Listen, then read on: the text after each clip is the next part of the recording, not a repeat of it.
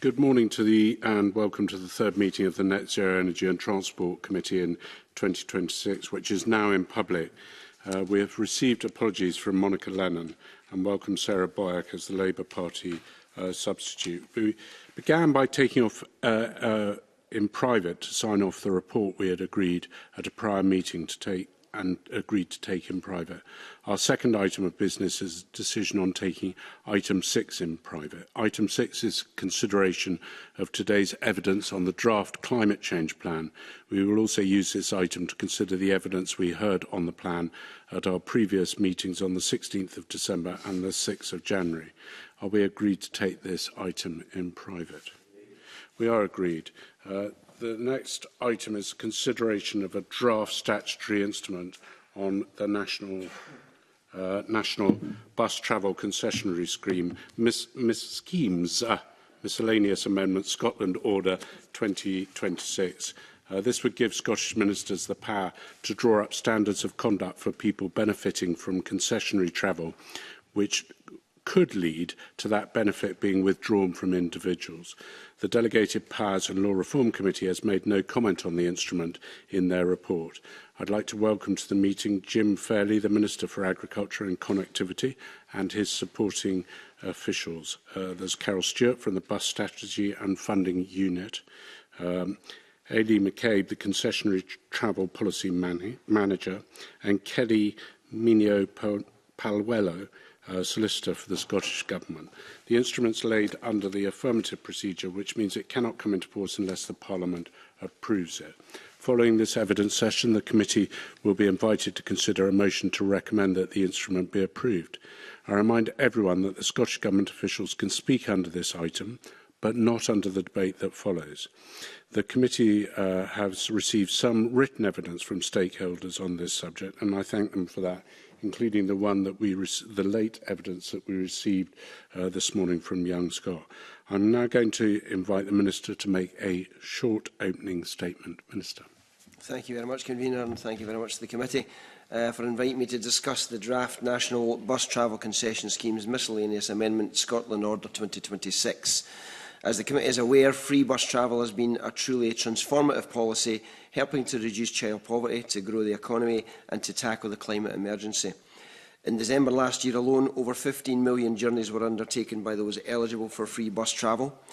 And the vast majority of these journeys were undertaken by individuals exercising their entitlement to free travel, to bus travel, to travel responsibly. Unfortunately, a small minority do not, and their behaviour, whether it's abuse towards drivers, intimidation of passengers or vandalism, is unacceptable, making others feel unsafe, and it is eroding confidence in public transport. Our new legislation will allow concessionary travel to be suspended or withdrawn for anyone who breaches a forthcoming code of conduct, which will set out appropriate behaviour for those travelling on the bus network using their entitlement to free bus travel. The code and the accompanying procedures will apply to all users of the national concessionary travel schemes, regardless of age. So we are taking a phased approach to implementation. This will not be an overnight change, but it is an important step forward. The legislation sets out the framework, and it is putting it in place will send a clear message that antisocial behaviour will not be tolerated. For this change to our free bus travel schemes to be successful, ongoing and open engagement with stakeholders in the policy development process is essential. I'm grateful to the many organisations that have been and continue to work with officials to ensure that the implementation of the new legislation will result in an effective and an equitable process. Detailed reporting and suspension procedures, including the code, will be shared with the committee in due course, and the legislation is one of a range of measures we are introducing to set out our expectations for safe and responsible behaviour on Scotland's public transport network. We are developing a multifaceted approach to encourage the positive behaviour on the bus network, including developing educational materials, outlining responsible behaviour on buses and exploring additional visible safety measures, including the potential for travel safety officers to provide a multi-pronged approach to ensure the safety of drivers and passengers on buses. These initiatives complement the Scottish Government's wider approach to tackling antisocial behaviour, including prevention and early intervention through the Violence Prevention Framework and Cashback for Communities programme, as well as the package of measures we are putting in place to ensure responsible behaviour in Scotland's rail network. By introducing this legislation, we aim to protect a benefit that helps tackle poverty, By making buses safer and more welcoming, we will ensure that those who rely on free travel can use it with confidence, and I will commend the order to the committee and happy to take any questions. Thank you very much, Minister. And I'm going to ask Sue Webber to accept my apologies for not saying that she was present at the beginning. So,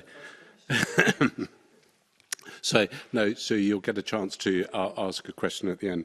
And for the record, although I don't think, well, I'm pretty sure, in fact, I'm 100% sure this will never apply to me, I should actually point out that I probably have the ability to get concessionary travel because I'm over 60. So I don't think I'm going to fall foul of this, or I hope I never will. So the first question, Minister, comes from me.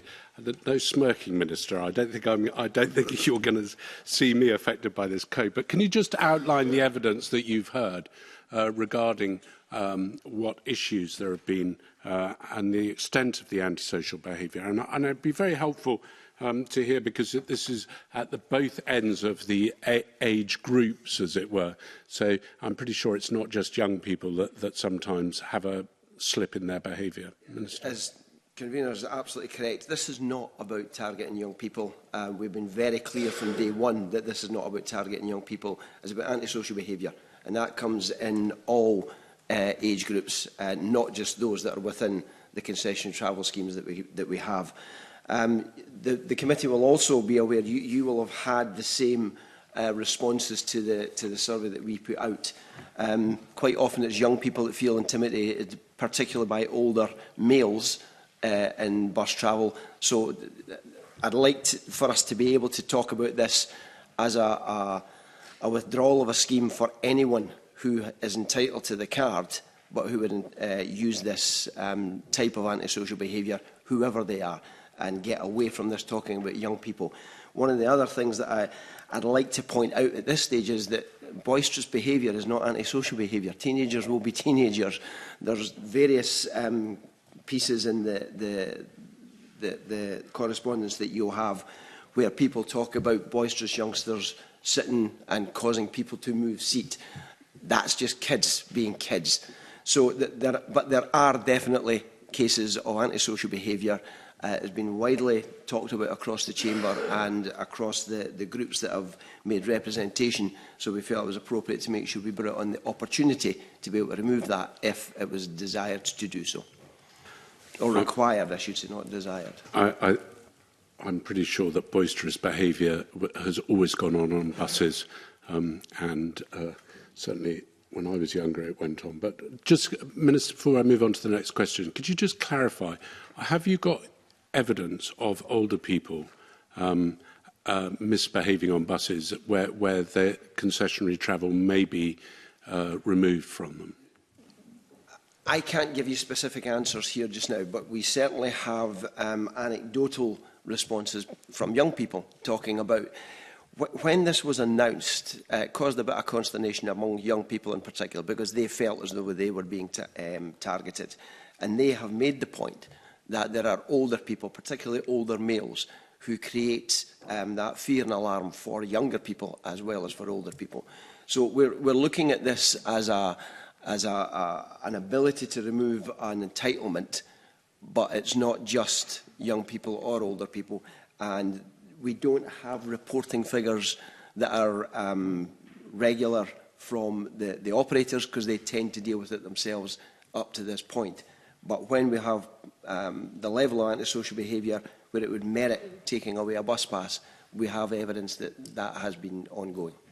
Okay, and just purely for the record, that I think anyone who gets concessionary travel and misbehaves to the extent that their bus pass should be removed, whether they're a young person or an old person, they should have it removed, because that sort of behaviour is unacceptable. Mark, on the mechanics of it, I think you've got some questions.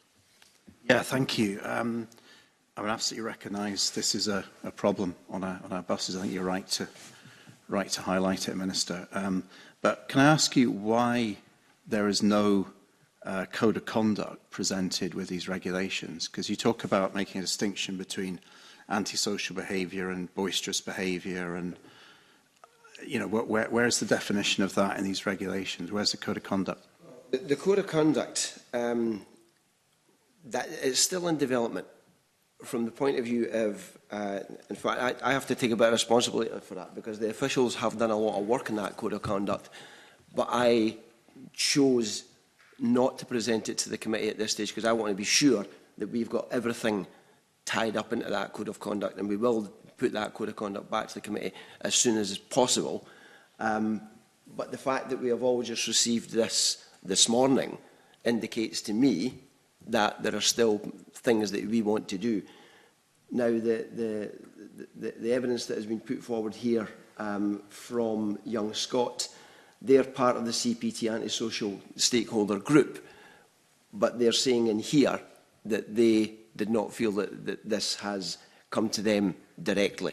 So I want to be sure that when we're delivering this code of conduct, that we've crossed as many of the T's and dotted as many of the I's as we possibly can to make sure that there's fairness and there's robustness in the code of conduct. So when we get to that point where the officials come to me and present that and say, this is the final article, that I can be comfortable to come back here and say, this is the code of conduct and we think that this will be the proper vehicle to allow us to be able to carry out the process.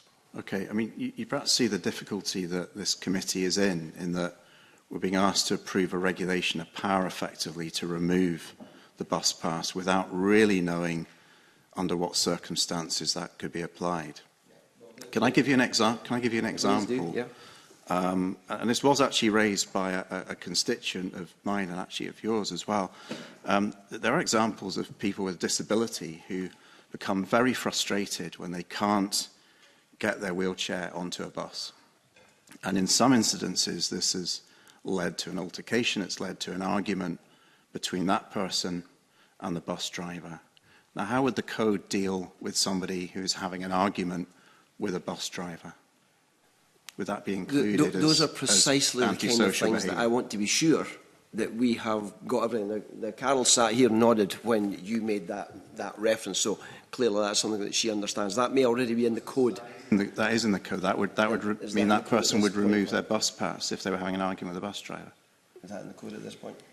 So how the procedure will work in practice, we anticipate that the bus operating company or Police Scotland or someone else will file a report of the circumstances of a particular incident, and that will come to Transport Scotland for consideration.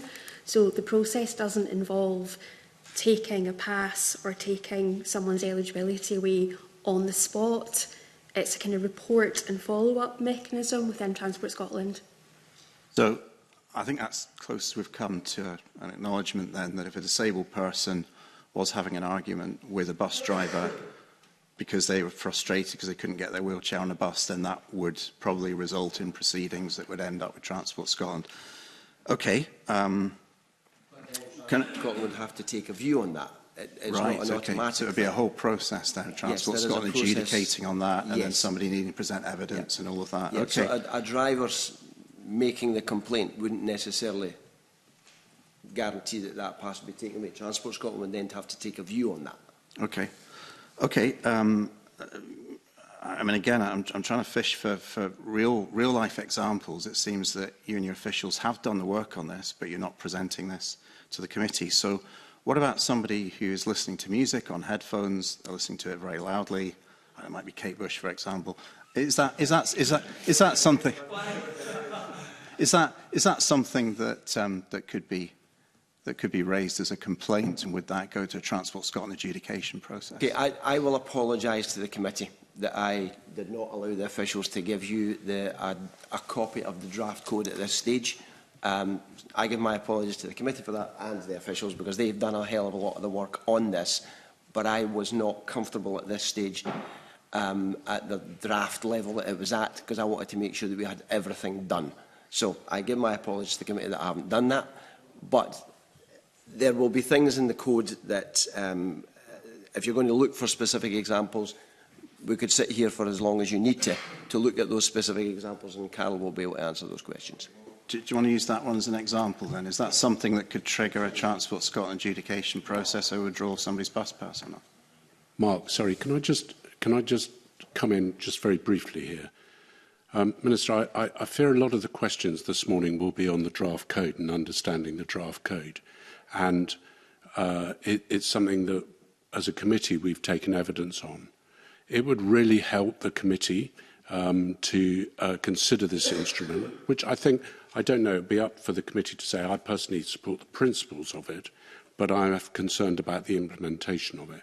There is the option, Minister, and I'm sowing this seed now as you go through, that you could withdraw the instrument and produce the draft code, and it could come back to the committee with a chance to look at the instrument again with the draft code. I'm not saying that's what the committee wants, but you, by your admission, have said that there is something there, and I fear there's going to be lots of questions on it.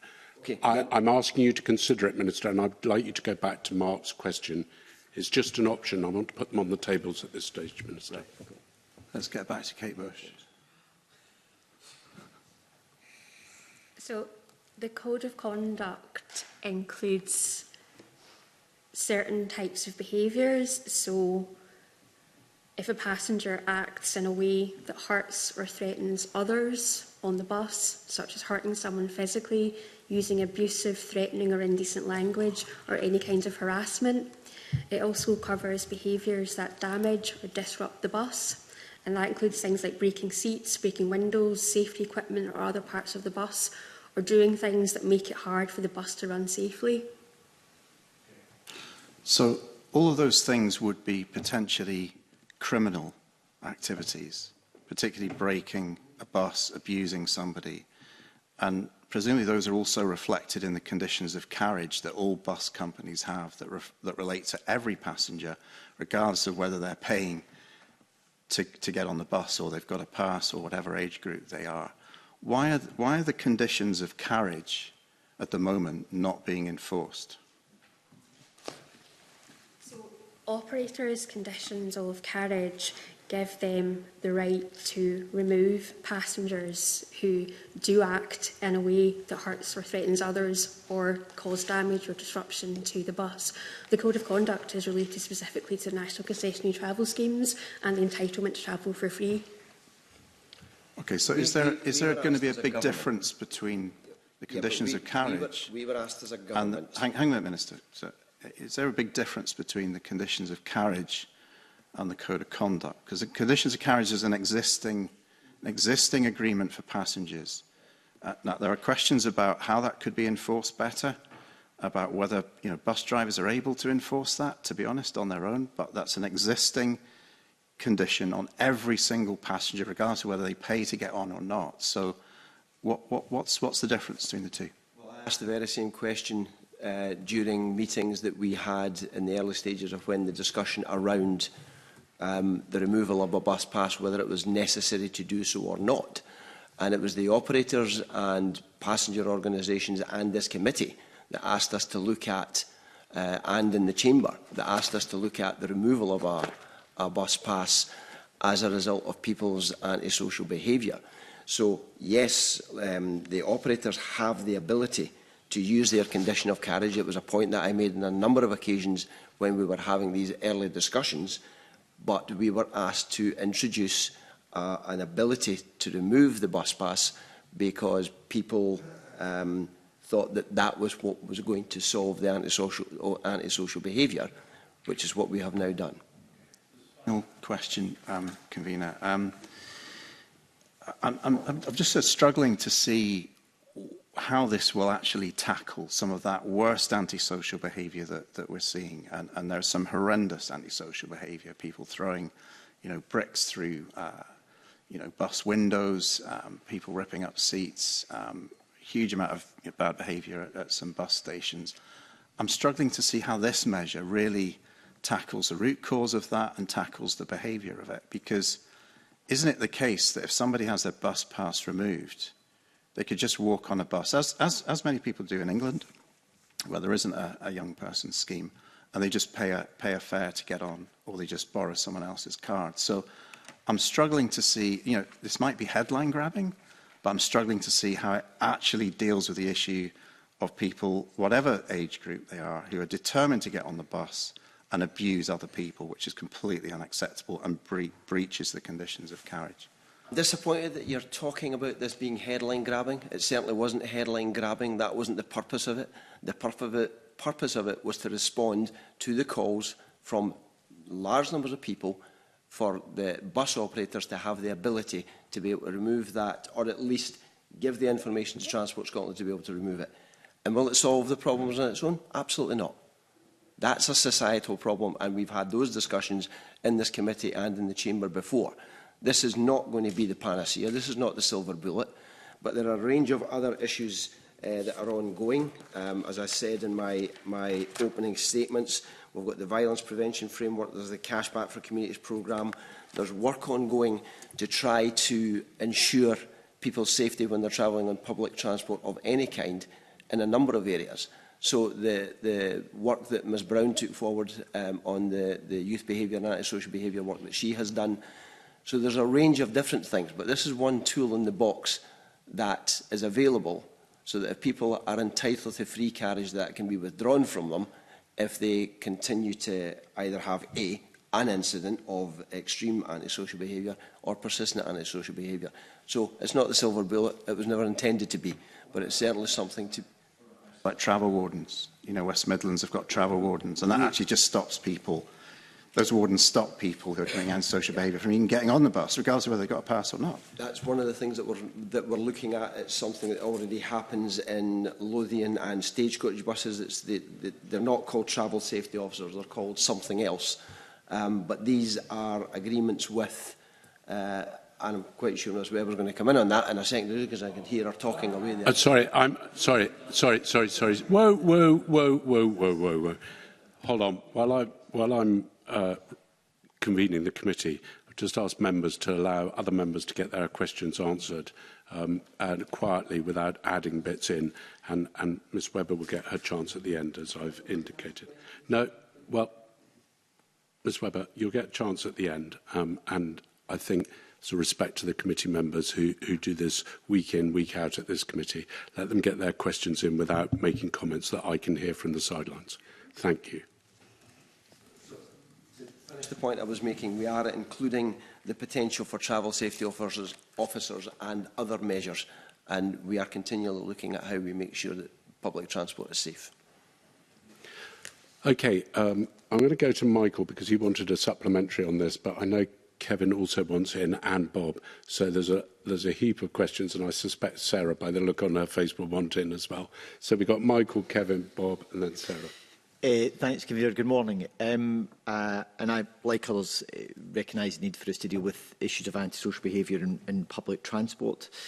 Having not had sight of the Code of Conduct, can we just clarify, is the Code intending to deal with the issue of antisocial behaviour that takes place on a bus and or can it be, the sanctions be used for young people who make use of the bus, commit antisocial behaviour and then get back on the bus?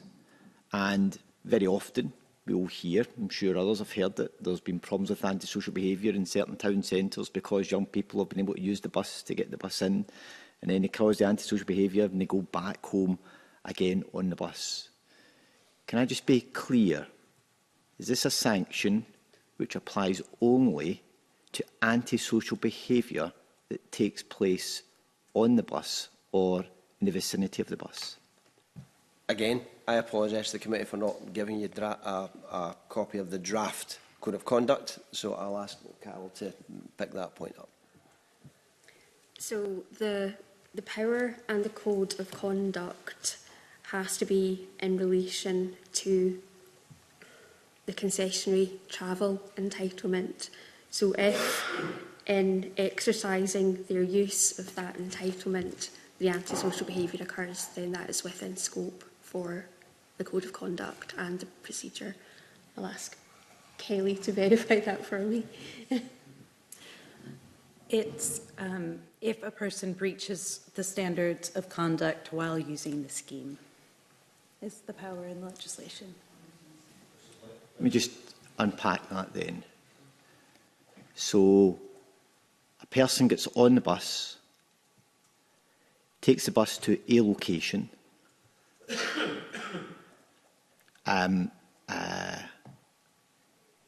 commits an act of antisocial behaviour, in that location, then gets back on a bus at some later stage to go back home or wherever else, would that be classified as a breach of the code? Legislation, what would it be? Under the current code, would that be? So it's while using the scheme, and that it would need to be determined if it was while they were using the concessionary travel scheme, depending on the circumstances. So hold on then. So if someone uses a concessionary bus, if somebody uses concessionary bus travel, commits some form of antisocial behaviour, nowhere near a bus, not associated with public transport, the sanction of removing their concessionary travel is one that could be deployed. Is that what the Code of Conduct would allow to happen? Could it? I think Carol is better placed to answer this. So, as we currently sit here, I don't know. We'll go away and we'll have a look at that, which is exactly the reason why I am uncomfortable with presenting the code at this stage, because I don't know that we have the detail of those kinds of questions. So I'm happy to take as many questions as the committee want to give us, and that way, when we do present the code to the committee, then those answers will be there. Okay, so we don't know if it could be applied in those instances. Okay. My second point then is in the relation to process. Given that the decision maker will be someone within Transport Scotland, what is the intended governance arrangements around that individual in making those decisions, and what threshold of evidence will be required in order to justify a decision? We're still working that bit out. This is why the code, we can't bring in the lifting of the card at this stage, because we're still a lot of work to do in order to get those details. The principle of the card removal is one of the things that we tried to get done in order to give the clear signal that the use of an entitlement card was an entitlement and a right, but that right could be removed if people were engaging in antisocial behaviour. But we're still working through the details of what the code will actually include, and the stuff that we're hearing this morning is incredibly valuable, because I will use that, or my officials will use that, when the full development of this code comes through. And what the question that you just asked, those kinds of questions are still being worked on as we speak. So, you will, Minister, appreciate the difficulty that this creates for committee members, in that we don't know whether it can apply to instances where antisocial behaviour take place away from a bus, not associated with public transport, but the person's made use of concessionary travel. We don't know what the governance arrangements will be for the decision-making process in any sanction that's to be applied, and we don't know what threshold of evidence will be required in order to satisfy the decision-maker in taking any action. It does make it quite difficult to it makes it quite difficult as a committee member to understand what we're agreeing to, although in principle I agree with the idea of being able to actually remove someone's concessionary travel, but to be satisfied that we've worked through the practicalities and the operational assurance that's needed in order to ensure that operates, I think, in a way that I think that Young Scott described in their evidence, that has fairness, equity and inclusion within it. And we don't appear to be able to give that assurance from what I'm hearing this morning. I absolutely appreciate those concerns. And all of these considerations that we're hearing from Young Scott, it is absolutely at the foundation of how the Code of Conduct has been drawn up, so that they have all the ability to be able to feed into that.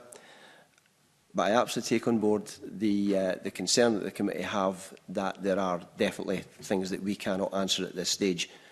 What we can say is that the principle of being able to remove the concessionary card is something that we want to proceed with. I take the point that the convener made earlier on about removing this SSI and coming back with it. My concern is the parliamentary process, the timescales that we're on, given where we are in the parliamentary term. And I would hope that we could have enough comfort from the teams that are pulling the documentation together that that will be done properly, equitably and with fairness at the heart of what it is that they're trying to do. And I think that that's what my officials are more than capable of doing. So I would ask the committee to agree to the principle of allowing us to remove the card if the thresholds have been met. Okay, thanks. Michael, thank you. Kevin, you're next. Thank you, Convener. I want to expand a little bit on the questioning line that the Deputy Convener has just had, because, you know, you have pointed out, Minister, the way that this will be dealt with in terms of if incidents happen during the course of travel. But like many others around the table, some of the main complaints that I've had is that the antisocial behaviour is taking place when folk are travelling in the bus, get off the bus, commit the antisocial behaviour and then get back in the bus. One of the prime examples of such behaviour is in the Union Square Shopping Centre in Aberdeen, where lots of folk are saying, why on earth have these kids got the ability to travel from one end of the city to the other to cause chaos and then go away? So I think we need to know where all of this applies, whether it's just on the bus or whether it is in areas where folk have used the free travel to get there and cause antisocial behaviour. So I do think that we need to have more clarity in that. Beyond that, you know, what your officials have described is basically criminality taking place in order for the card to be withdrawn. And I think, you know, that's grand, but there's a fine line between what some folks see as antisocial behaviour and what others would see as annoyance. And I think that the Code of Conduct itself needs to be explicit around about these things. I'll be honest with you, I went home the other week in the megabus from Edinburgh to Aberdeen, and a woman on the bus barked orders her dog all the way up from Edinburgh to Aberdeen. It was doing me in, quite frankly, but it's not any reason to take away the woman's bus pass, let's be honest. But I think, again, we really need to see explicitly where the lines are. Is it just criminality, or what constitutes antisocial behaviour? And sitting here today, we can't do that. How are you going to convince the committee, Minister, that what you're embarking on here, which I think is the right thing, actually covers all of the basis that we want to see covered, and beyond that is fair and equitable, as others have asked? Okay, I take the point on board that Kevin Stewart's making. I think it was a point thing. So I'm going to move to the next question, which comes from Bob. Over to you. You know, I think we're almost violently agreeing here in the principle of this. What we're trying to do is get the detail right to give the committee confidence. And it's going to be difficult for government, because Mr Stewart made a very reasonable point, but said something within it that I disagreed with in relation to the Code of Conduct being explicit. Because the word I wrote down with previous exchanges was context. And I'll go back to Mr Ruskell's point. Mr Ruskell specifically spoke about a person with headphones on. Well, how can you, Minister, possibly answer that question? Because context is everything. As it happens, First Group have got on their conditions of carriage, to play or operate any musical equipment or instruments, including radios, mobile phones, MP3 devices, etc., or vehicles at a volume that is likely to cause a noise or to other customers, is in breach of their conditions of carriage. Are bus companies enforcing that just now? Possibly, probably not. Due to driver safety as much as anything, I suspect. So explicit gives me a little bit of nervousness when context is everything. Let me give you another example, Convener.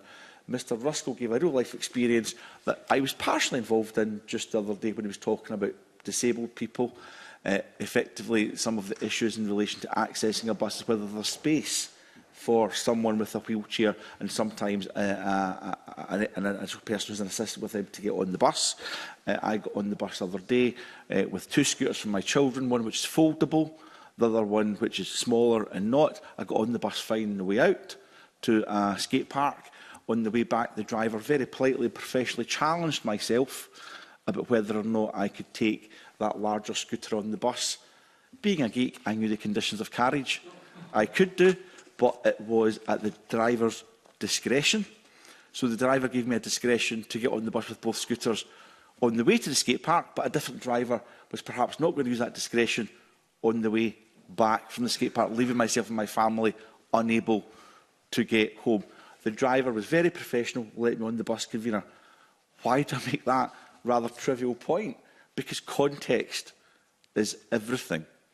And I suppose what I want to see is a code of conduct with broad brushstroke principles and perhaps underpinning guidance to that code of conduct, which allows contextualised decisions to be taken by Transport Scotland. So I suppose in there is a question, Minister, which is, should the code be explicit? Should it have broad principles? And how does context come into all of this in decision-making, Minister? So, all of those things that you've said, particularly context, are vitally important to making sure that we get the code right. What we're not disagreeing on is the principle of being able to remove the entitlement to travel. And how that code is developed, as I said, we've only just received this from Young Scott. So, again, I can apologise for not having the code in front of you, but I wanted to be absolutely sure that there are as many of the potential problems, issues, loopholes, concerns fed into that code as we could possibly get. And I'm actually finding this incredibly useful, because the fact that we can now go away with some of the points that have been raised here will allow us to feed that into what the code will look like, which will then come back to this committee. Pardon? Will it be code with associated guidance, or will it be the code standalone? The code will come with guidance. Is that right? I think do you mean for operators or guidance for users? Or... Well, I suppose technically for everyone, for everyone. But ultimately I'll leave that to the Minister and his team in relation to what the thoughts are currently in relation to guidance. We anticipate there need to be some education which might take the form of guidance, particularly for bus drivers, in what they need to know to be able to report incidents to Transport Scotland through maybe through their depot managers, and what antisocial behaviour looks like, what thresholds we would anticipate coming into the code of conduct. We're trying to make the draft code itself as easily accessible for everyone to understand the expectations placed on them, and there may also be an explanation of, if they don't meet these standards, what the consequences of that may be. Okay, I'm trying... We can also share the current code as it's drafted at the moment for comments from the committee. And if the committee come back with comments and suggestions, then we're more than happy to look at that. And Convener, can I just check? Colleagues will want to get in here, of course they will. Can I just check? You talked about, Minister, about bringing the code back to the committee. I'm very content today to give the Scottish Government the power via Transport Scotland to withdraw that entitlement. But of course what we're debating, in certain circumstances, contextualised, appropriate, what we're debating today is the process around that and how that will be used, will be proportionate. You mentioned bringing the code back to committee. Does the committee have a further vote on whether to approve that code or otherwise? Because that might determine how I view today's evidence session. No, clearing the principle of allowing the concessionary cards to be removed, it wouldn't be a further vote. The code of conduct would be for the committee to comment and feed into, so that we make sure that we have got as broad a range of views from this committee, from the people who have written to us, as we possibly can do, to make sure that that code covers everything that we need it to cover. So the issues that you are raising just now, while we're sitting here, I will provide a copy of the current draft as it sits for the committee to feed comments back into. We will take on board the new stuff that we've just heard from today, and that will help us to put together a final code of conduct that should then be put in place. Okay. If there's time, I may come back in later, Convener, but I think I've had a fair crack of the bit for the moment. There was I thinking when I did the scheduling for this with the clerks that it would all be over in 30 minutes, apart from the shouting. How wrong I was. Moving to you, Sarah. Thank you, Convener. I think this is really important. Like the Convener, I have to declare an interest in that I have a free bus pass for the over 60s, which I never thought when I introduced it I would be using it. This is a really important issue, and having taken part in the parliamentary debates and seen evidence from constituents, there is antisocial behaviour out there. There are people conducting themselves that is absolutely not appropriate, and it's putting drivers at risk. So this could not be more important. I think the ability to both discuss the principle of removing people's passes as well as what are the circumstances, I think it's really important to do two together. I would really hope that we could come back because Young Scot weren't consulted. You've got comments from the Scottish Youth Parliament, Children and Young People's Commissioner, and it's really important that safeguards are in here. I would really like to be able to discuss both at the same time. I'd like to hear more about travel safety officers. How is that going to be targeted to support the safety of bus users, to make buses, to stop people not using buses? That came through in some of the young people's evidence. They're worried about using a bus now because other people are conducting themselves totally inappropriately. So where's the resource? How's that targeted? And I think also, how do we raise the profile that young people can see this? TV, social media, adverts, in schools, but also more widely, because as people have commented, it's not just young people. And there's a certain group of people that are abusing. It could be they be using their bus card, but they're also just not behaving appropriately. So is there something in the guidance and the code of conduct? I think it's really important that you get both of that. And the final question I would ask is about the disability issue. Somebody with Tourette's, are drivers going to be briefed? There's some really important issues about how we bring this to, so that this is, people want this to be implemented, but you need to make sure that the code of conduct, so that when Transport Scotland is considering the removal of a bus pass, that it's actually fair, the way the process is done. I really hope the Minister listens to us, and I hope that the committee would have spare time to enable us to get this right, because it's so important. The reason this is taking so long to get that code of conduct is precisely to look at all of the issues that have been raised by the committee today. You're absolutely correct. It's vital that we get it right. It's got to have fairness, it's got to have equity, it's got to have parameters, it's got to understand context, as Bob Doris was saying. So I completely take on board all of those things. The principle of being able to remove the pass was the primary issue of laying the SSI at this stage, so that we could get the process moving and make sure that we don't run out of parliamentary time to get it done. So I hope that the committee have got enough confidence that the work that you're all asking about is ongoing, and it will be done diligently by the team of officials who are working on it. But didn't you want to answer any of the questions I specifically posed there about the safeguards issues, about travel safety officers? The travel safety officers issues isn't just the code of guidance, that's also about how we get this implemented effectively as a, you know, a new piece of legislation that would actually ensure there's consequences for antisocial behaviour and disruptive behaviour on our buses. We, as I said earlier on, we're looking at the potential visible safety measures, including the potential for travel safety officers. We'll call them travel safety officers. Some private operators already have those. In terms of how we're going to publicise it, there are a number of routes in which that will be done. A lot of it will be done through social media if it's targeted to young people. There will be other things that we can do to make sure that people understand this. Passing this SSI is a signal that the kind of behaviour that is, you rightly talk about, is unacceptable, is going to be tackled.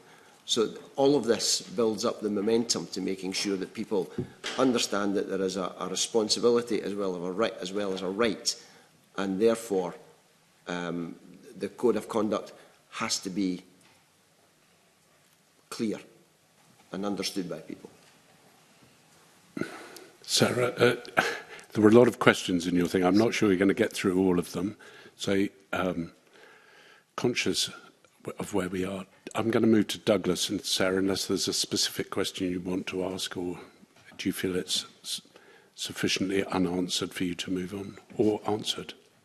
Well, there was a couple of questions about disabilities that were mentioned earlier, and I raised another example. I think you need actual proper guidance on all those issues to make people aware of them. So I'd like to hear a commitment about that. But like others have said, the two issues go together. Both what we're discussing today, but also the context. But that needs to be in the code of guidance, because young people have not been consulted on this. And we've had that feedback today. I think getting the two right is critical. I would dispute that young people haven't been consulted. They have. Sorry, not all young people. Youth Scotland. Specifically, the correspondence you got here from Young Scot. Bear in mind, they do sit on the CPT stakeholder group, so they have been part of this process. But clearly, there's more work to be done there, which is something that we will endeavour to do. You've seen the responses from a number of different groups, including the Youth Parliament. So they have been consulted, but clearly there is more work to be done. Concerns, both the Children's Commissioner and the SYP. Which is why there is ongoing work to make sure that we get this right. Thank you, Convener. Thank you. And I'm going to come to Douglas Lumsden. Douglas. Thanks, Convener. Minister, so if I'm a 60-year-old and I've had the entitlement removed, would that be the entitlement gone for the rest of my life, or would there be a time period put on that?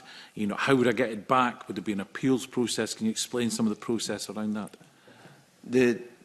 It's not gone for good. It will depend on the severity of the sanction that was placed on the young person. I'm not quite sure what the process is at the moment, how they get it back, whether they have to write and ask the question, or how is that done at the moment, Carol? No, it'll be a reapply. Yeah, I'll have to reapply. Reapply? Yeah. So they reapply to get their bus pass back.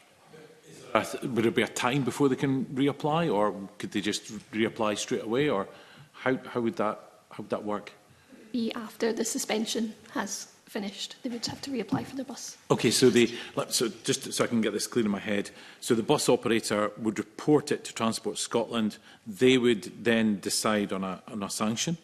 How long would that process take between the bus operator putting it to Transport Scotland? You know, would there still be a time where, let's say, there was somebody that was constantly involved in antisocial behaviour? Would that bus company still have to put up with that person for, how long for?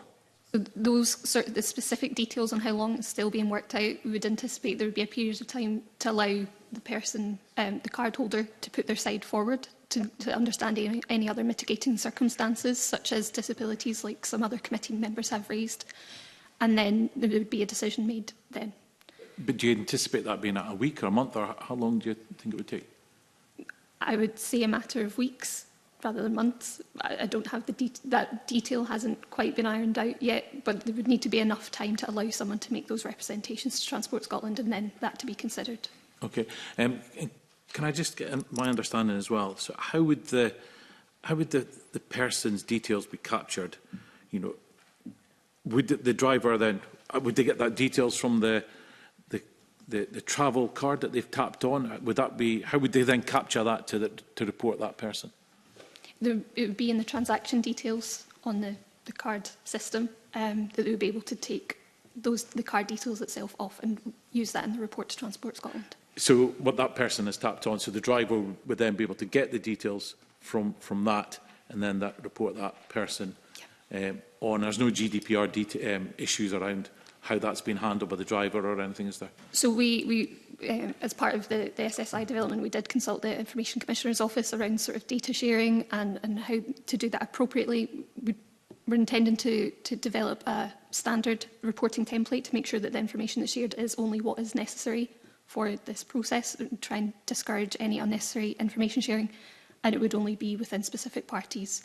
And there would be the bus operators would need to be sure themselves that they are also meeting the data protection requirements as well. And that would be part of the guidelines, I presume, going forward. Minister, another question I had was around, did you look at whether the entitlement could be removed at certain times of the day? And I'm thinking, for example, let's say a young person is using the bus to get to school. You know, is there an option to say, well, you're allowed to keep that entitlement until 6 o'clock in the evening, and then you're no longer allowed to use that entitlement because you've been involved in antisocial behaviour? Was that looked at, and why was that discounted? My understanding is not looked at. If the entitlement is removed, the entitlement is removed. Sorry, just to clarify, if the entitlement's removed, you're removing the child's ability or the young person's ability to get to education. That's what you're saying. No, because the ability... Well, that's what you just did say. No, it's not. The ability to get to education is the responsibility of a local authority to make sure that they're providing the young person's travel. This was never designed as an ability to get young people to their education. That responsibility lies with the local authority. So just saying, sorry, Douglas, just to push this so I fully understand it.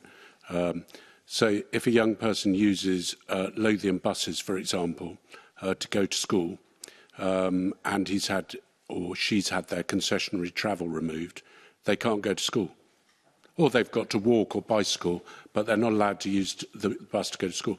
That seems bizarre. If they can pay, and if the local authority have a requirement to provide that free school travel, this is not what this scheme's about. Okay, so the answer is they can't use their travel, they just have to pay their money, so that it's not protecting the user for which it's being abused. If they've had their card removed, then they will have gone through a process to make sure that that was appropriate. This scheme was never about giving free travel to children to get to school, and we were absolutely clear about that. So if there is a requirement for the local authority to provide travel to school, and they are choosing to do this instead, that's a local authority issue. That's not an issue for the concessionary travel scheme. Okay, I'm going to stop the questions there for a variety of reasons. We are at the sort of limit of our time. And unusually, I'm going to suspend the meeting and ask the committee to go in private so we can discuss what we're going to do prior to we get to the next stage. So, yes, everyone will have to leave apart from the committee so the clerks can explain the procedure because various issues have been raised. So I suspend the meeting and move it into private.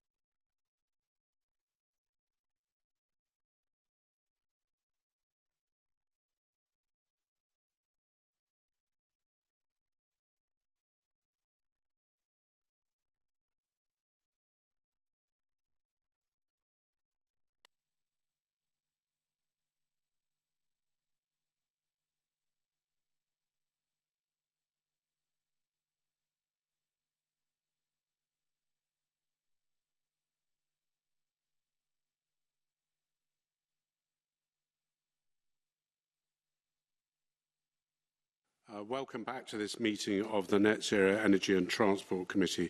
We'll now move on to agenda item 4, which is subordinate legislation. Item 4 is a debate on SM6 2005, S6M 20054, calling for the committee to recommend that the National Bus Travel Concessionary Scheme's miscellaneous amendments ought to be approved. I invite the Minister to speak to and to move the motion. Minister. So, given the considerations that I have heard from the committee this morning, I am concerned that the committee is not going to be minded to pass this SSI, which I am extremely disappointed in, given the fact that it is something that the committee, the Chamber and the stakeholders have all asked us to do. I accept that we do not have the draft guidance in front of the committee, and I have apologised for that, but no guidance is ever going to be perfect, because you could sit here and give me 200 different scenarios, and out of those 200 different scenarios we could come up with a different range of views. What we have is an opportunity to make sure that we provide the security for the bus sector, who have asked us to give them the tools and the security that they want to be able to remove a concessionary travel entitlement from someone who is consistently or damagingly creating antisocial behaviour. I don't want to move this amendment if I don't have the committee support.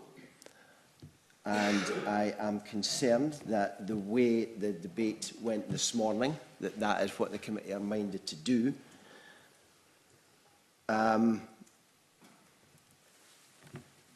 Do the committee want to add anything else before I decide whether I am going to move this motion or not? According to procedure, Minister, it's up to you to speak to the amendment and move it or not move it. So it would be up to you to say at this stage whether you decide to move it or not move it. I think I'm just looking at the clerks. That is correct, yeah. So it's up to you. It's not up to the committee at this stage to make recommendations. I can make some comments on behalf of the committee post whatever decision if you decide not to move it.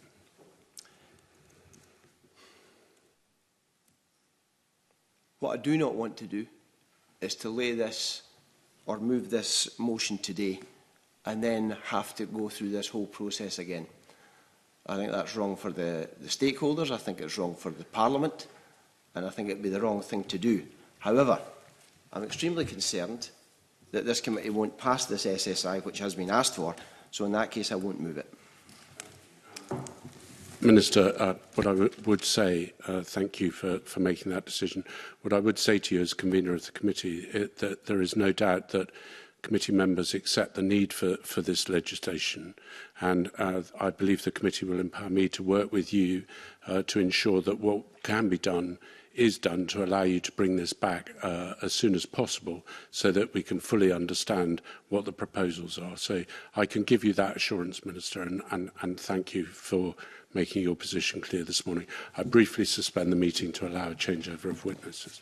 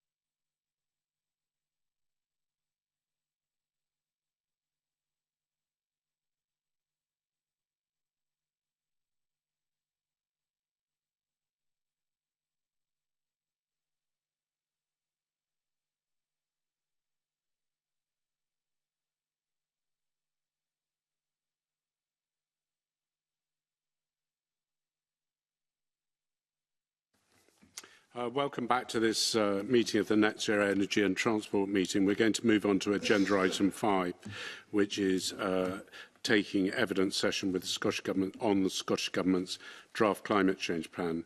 This plan sets out how the Scottish Government intends to meet its carbon emissions reduction targets. The committee is leading a cross-committee effort to scrutinise the draft plan, and the Scottish Government has said it will lay the final plan by the end of March.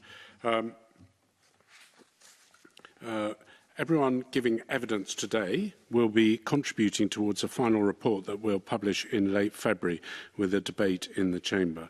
Could I just say and put on the record, the committee is extremely grateful to the members of the Scottish Youth Parliament's Transport, Environment and Rural Affairs Committee for attending a meeting with us last Thursday and for the evidence that they gave us. And I would also like to put on record that the committee yesterday visited the Energy Transition Zone in Aberdeen, and we're grateful for the zone for hosting us and showing some of the work that they're doing. And then we met in the afternoon with community groups from across Aberdeen to discuss the climate change plan. And I'd like to thank the attendees for attending that meeting. And it was quite clear that at all levels people had engaged with the plan.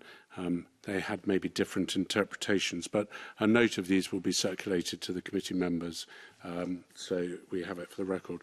I would like to welcome Professor John Underhill, the Director of the Centre for Energy Transition and Professor of Geoscience for the University of Aberdeen, David Whitehouse, who's here in person, the CEO of Offshore Energies UK, Adam Berman, the Director of Policy and Advocacy for Energy UK, and Simon Coop, National Officer for the Energy and Utilities from Unite the Union. Thank you for all attending this morning. And as is generally the way on the committee, I get the very easy opening question. So I'll give you all a chance to answer. I would actually say that we have slightly overrun, and I'm sorry for keeping you waiting, but our time is quite short. So if you agree with somebody else on the panel and everything they've said, you can just say, I agree. And if you don't agree with it, or you can say, well, I don't agree with, rather than rehearsing the whole thing again. I'm sorry, that's probably over-icing the cake, but we are just quite short of time. So my first question is, what position do you think the Scottish Government should have with respect to future oil and gas licensing and production from the North Sea? I think last year was the first year that we hadn't drilled a well in the North Sea since, well, I was going to say 19 Canteen, but a long time ago. So, David, do you want to start off with that? So, by way of Dave Whitehouse, Chief Exec, Offshore Energies UK, we represent 500 companies working in the UK's energy sector, oil and gas companies, wind developers, and a huge number of the supply chain. In my own personal background, I've worked in oil and gas for 20-something years. To answer your question, I think the climate change plan is important. It's important to have a plan that shows how Scotland seeks to eliminate emissions. I think having a plan, I think that the task that lies ahead of us is turning that into a delivery plan. So it goes from being words and ambition to a delivery plan. The role of oil and gas in that plan, I think, in Scotland is critical. Today, we still have 75% of the energy in Scotland comes from oil and gas. We are lucky to have, I think, a world-class oil and gas sector. We still have significant opportunities in the North Sea. The UK as a whole will require somewhere between 10 and 15 billion barrels of oil and gas on the journey to the UK's target of net zero by 2050. And as it currently stands, the UK, from our North Sea, is on target to produce less than a third of that. But with supported policy, the UK could produce at least half of its own oil and gas. That has really positive impacts for the security of the country, for our energy supply. By doing that, you add over £150 billion worth of value back into the UK economy, much of which comes to Scotland. Significantly, that supports jobs. That supports the very supply chain companies that we have in the UK and in Scotland that we need for that broader energy transition. To deliver on the climate change plan, we need to recognise there is a significant role for oil and gas to work alongside the build-out of renewables. And for those reasons, I think it is right that we continue to support production from oil and gas in the North Sea, and we should be prioritising homegrown energy across the board and prioritising our homegrown oil and gas. And one final point, if I could make, what happens in the North Sea doesn't just stop in the North Sea. It ripples through all of our industries. If we do not produce from the North Sea and we don't manage that transition, it has impacts at Grangemouth. It has impacts in our chemical sector, our fuel sector, our pharmaceutical sector, here in Scotland and in the broader UK. What is happening in Aberdeen at the moment, I think, is of national significance. Policy is driving activity away. We are losing that capability. It has an implication for places, Aberdeen, where I live, but I think for our broader economy. We need to recognise that and recognise that journey to net zero, that climate change plan, must be one where we support that sector and support it to help the transition to net zero. Okay, I think that's fairly clear. John, what are your views on that? Well, I'd like to just amplify and echo a lot of what David said, so I won't repeat that, but I'd like to add a couple of things to stick convener to your edict. The first is that on windless, cold, dark days, we are often using up to 60% of gas from the North Sea. The second point I'd like to make is that on the climate issue, that actually domestic supplies of oil and gas come with a lower carbon footprint than imports of equivalents. So there is an argument that can be made that whilst we are still reliant on oil and gas, and you've heard from David that 3/4 of our current energy consumption is still met by oil and gas, no longer coal. So that inconvenient reality is such that what we'd wish to do is to ensure the carbon footprint was as low as possible, and domestic supplies are just that compared to the imports that we get from most countries, the exception being Norway. That has a lower carbon footprint. But we actually, at the moment, bring in fracked gas from the US as LNG, so liquid natural gas, something that's banned in this country and comes with a much higher carbon footprint. It's the same from Trinidad, from Angola, from Algeria, from Peru. So you can make a case while we are transitioning and still are so reliant on oil and gas, and we don't want to have power cuts or the heat go off, that there is a climate-compatible argument for continuing to have domestic supplies from the North Sea within a climate action plan. Thanks, John. Adam, I think you're next. Many thanks, convener. So look, I think the long-term trajectory is clear. I mean, the basin is decreasing in production, even aside from anything that's happened, particularly in relation to licenses or taxes in the last kind of 12 to 18 months. So I should say Energy UK represents the energy sector in the UK, but the one bit of the sector we don't represent is the upstream oil and gas bit. So I have no skin in this game, and I'll just lay out the facts, I think, as we would recognise them. So the first thing to say is that from an energy security perspective, particularly when it comes to oil, these are not nationalised assets. The UK has no the sort of legal ability to secure these in any circumstances. So I think the security argument is a little less robust, particularly when it comes to oil. In price, again, we are in the context of global markets, and particularly when it comes to oil, it will play a very small role in impacting pricing changes. Gas is a little bit different, and the UK is still very heavily reliant on gas for both industrial purposes and for domestic heating. And the challenge here, I think, as Professor Underhill has mentioned, is that the UK uses, at the moment, about 10 to 11% of our overall gas consumption comes from liquid natural gas imports. That's actually set to rise over time. So the proportion of UK's gas consumption, which comes from LNG, will rise over time. And to a degree, that is because of the decline of the North Sea. And that does mean, both when it comes to price, and availability and emissions, we will face a very different picture to today. So on price, we tend to procure LNG on spot markets. So we procure it really not very far ahead from when we use it. We don't tend to have 5, 10, 15-year contracts as some countries do, and there are pros and cons to those. And so there is always going to be a question of availability. I'm not suggesting that this means we have an immediate security of supply crunch, but there are certainly scenarios you can envisage where we're in a less advantageous position bringing in more LNG.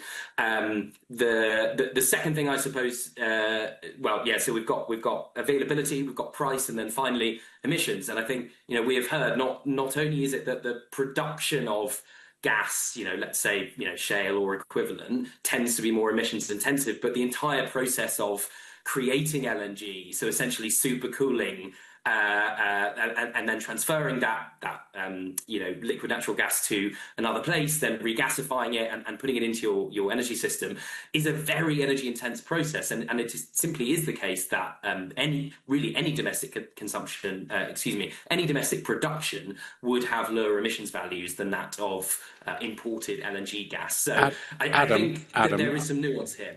Adam, I'm going to push you slightly. I think I gave you quite a lot of leeway to talk about other things. My question was, do you agree with the Scottish Government's policy on licensing of oil and gas in the North Sea? You could, after that exposition that you gave, just say yes or no, so I can give Simon a chance. I think the Scottish Government has studiously avoided having a position on oil and gas extraction in the North Sea. I think that would be my honest take on it. To your question of, is it right to have a complete moratorium essentially on all oil and gas? I think my view would be there is a clear rationale in the context of a decarbonising economy to include some gas, increased gas production within that. Okay, Simon.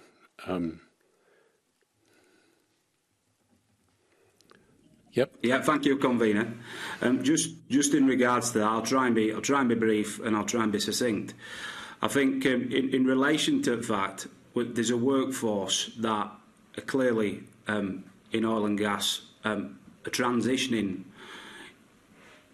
where they believe that there's not enough clear plans in good, sustainable, trade union national agreement jobs as this transition moves forward, and therefore I urge the Scottish Government to have a clear plan in relation to ensuring that communities in oil and gas are not on a cliff edge situation, and therefore to ensure that the jobs have enough timescale to allow that transition to happen. And at this moment in time, the workforce and Unite the Union members don't believe that that's been the case, and they're not seeing the jobs coming on stream. I think there's many examples, one of which is Grangemouth, where Unite the Union have been very clear in regards to that there shouldn't be any kind of ban without a clear jobs plan, and that's our position on it. And in regards to an energy mix, then our union and my committee's view is that there needs to be a balanced energy of all different energy mixes in all different types to ensure energy security of supply and resilience. And therefore, if all them mixes come into line, the workforce will have opportunities, if they are good, sustainable trade union national agreement jobs, to ensure the transition. But at this moment in time, my union believes that there shouldn't be a ban until we have a clear plan to ensure that communities and workers are protected and not going through a cliff edge transition like the coal miners of the past. Thank you. Thanks, Simon. I'm going to move straight to Kevin, who's got some questions, and then I think it will be followed by Douglas. So, Kevin. Thank you, Convener. The original question there was about the positioning of the Scottish Government, but we know that the future of oil and gas production and licensing in the North Sea is reserved to the UK Government. If I could turn to Mr Whitehouse first. You said earlier that 75% of energy use is still from oil and gas, and 75% of energy jobs are still in oil and gas. And to lose that without having the other jobs there for change would be disastrous. Your organisation, have said that you want to see politicians commit to continued licensing and that you want to see reform of the Energy Profits Levy before 2030. What happens if that doesn't happen?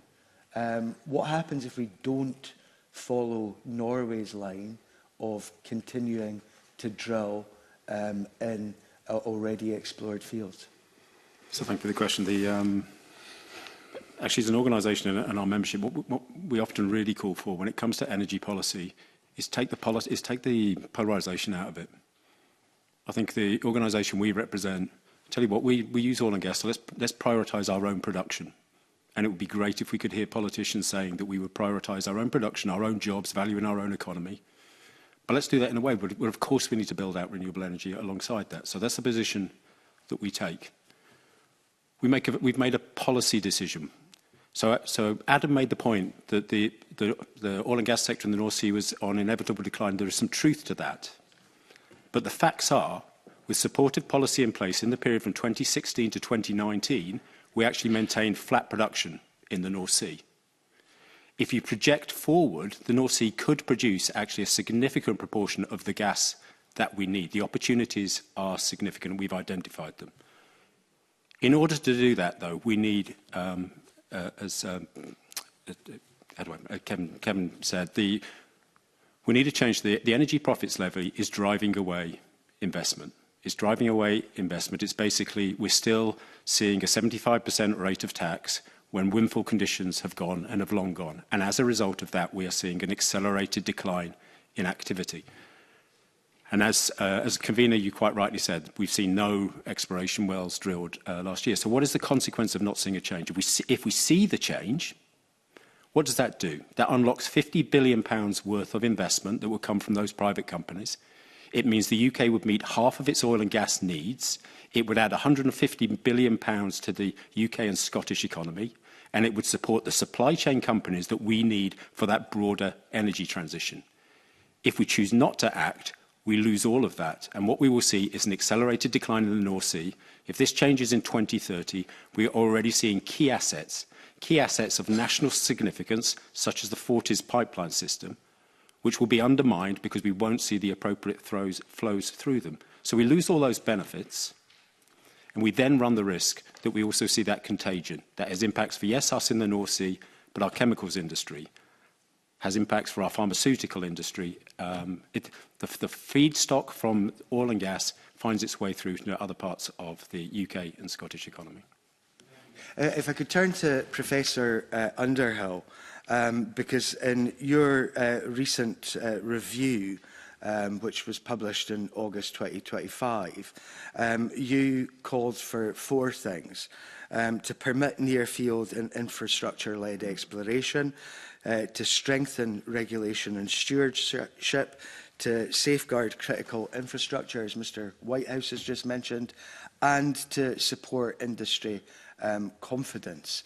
And obviously, current policy does not allow for a number of the things that you have called for, and it certainly does not support industry confidence.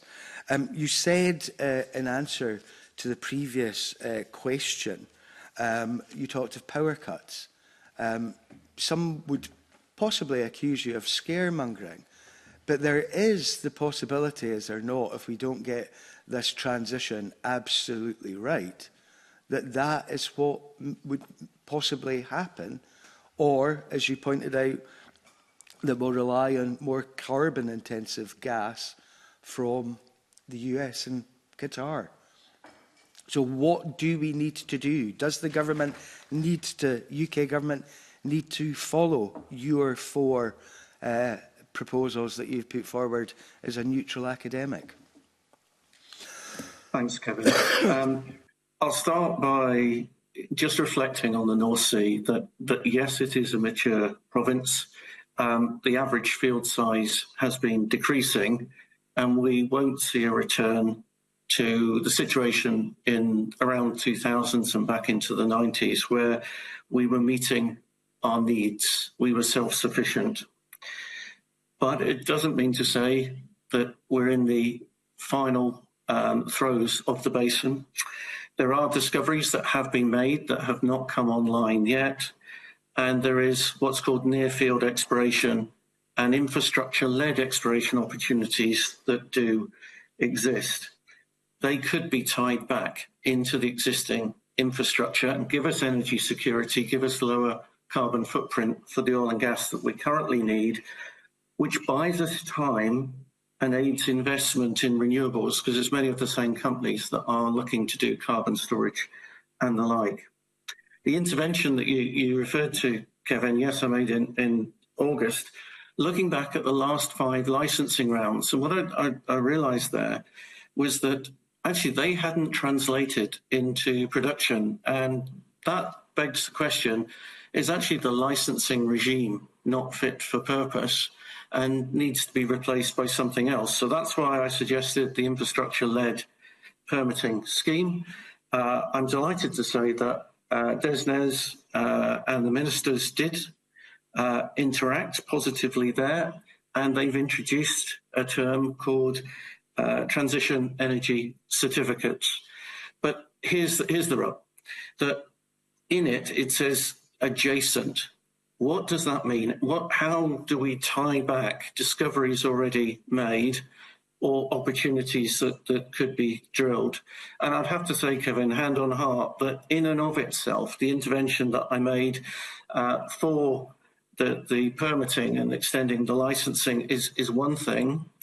But actually, as David has said, is actually the removal of the energy profits levy, the windfall tax, that will give the industry the confidence to deliver some of the projects and retain the jobs that you have referred to. If you look at seismic contractors, there's a knock-on effect here. We have seen, I think it's something of the order of 17 companies amalgamate in mergers and acquisitions down to just 3. TGS, Viridian, SLB being the most notable, and 2 other companies go to the wall, Dolphin and Polarcus. The UK is no longer meeting the investment criteria that companies look at, and the supply chain and contractors like the seismic industry I have just described. So we are between a rock and a hard place here, trying to make a transition, still relying on oil and gas, and trying to ensure that for climate compatibility and energy security, domestic supplies are still supported. So, of course, I would argue that the points that I made in August are as valid now as they were then. And I would hope that not just the transition energy certificates, which is a build upon the infrastructure-led permits that I suggested in my intervention, but the other measures are also taken on board. I would just like to add one other thing, Kevin, if I may, Sure. And that is it must be remembered that in terms of global emissions, the UK makes up for less than 1% of global emissions, and the oil and gas industry is 0.03 of that 1%, and Scotland is a fraction of the UK total. We no longer are seeing the high emissions from industry and power, but it's more to do with heat, transport and waste. And so we need to think carefully and nimbly about what we would wish for, because you could argue that our job has been done and done well in reducing emissions to less than 1% on the UK by weaning ourselves off coal. But as Simon has said earlier, when you come off in a transition, you can leave people behind, and we must make sure the transition is managed and orderly in order to be just. But what we're seeing at the moment is something that is largely unmanaged, disorderly, and hence unjust as job losses accrue. And we're not necessarily doing the right thing by the climate, by importing, instead of looking at our domestic supplies that support so many jobs, as you have pointed out. And I think for Aberdeen, MSP and North East Loon, the fact that 1 in every 6 jobs in the North East are energy related, if there is not a just transition for those workers, then we are in real trouble. Can I ask Professor Underhill, in terms of your 4 recommendations and meeting climate compatibility and retaining energy security, are Norway following your line when the UK seems not to be interested? Have the Norwegians got it right? Are they following what you suggest? So Norway has, as you probably realise, Kevin, drilled wells last year that have translated into success. They have got a balanced mix between the different technologies that they're using for energy supply. They're fortunate that they have the topography landscape that they do that allows them to have hydro to the amount that they do. But if we confine ourselves to oil and gas and looking at wind and other technologies, including indeed carbon storage to store emissions, Norway is leading in this particular area and certainly championing its oil and gas, domestic oil and gas, whilst reducing its carbon footprint in doing so. And we are importing a lot of our gas through a single pipeline from Norway called Langeled. We now import over 50% of our gas supplies. In fact, it's around 2/3, and half of that comes from Norway alone. So Norway is doing something right in this regard. It has also got its National Wealth Fund, of course, where the profits are going into that and being put back into for societal benefit. I had another question later on, but Professor Underhill has kind of led into it. I wonder, Convener, if I should ask that now and just get it over with. Well, yes. Thank you. But what I would say, Kevin, is if we could be mindful, just there are other committee members who want to come in. I will be brief, and I won't take the opportunity to talk about Norway's Sovereign Wealth Fund, because we could talk about that for hours. But you mentioned carbon capture, Professor Underhill. What are the prospects for the delivery of the Acorn project in Scotland, and what needs to be in place for this project to proceed? And I think one of the things that has to be in place is the survival of some of the fields and the production from jackdaw, for example.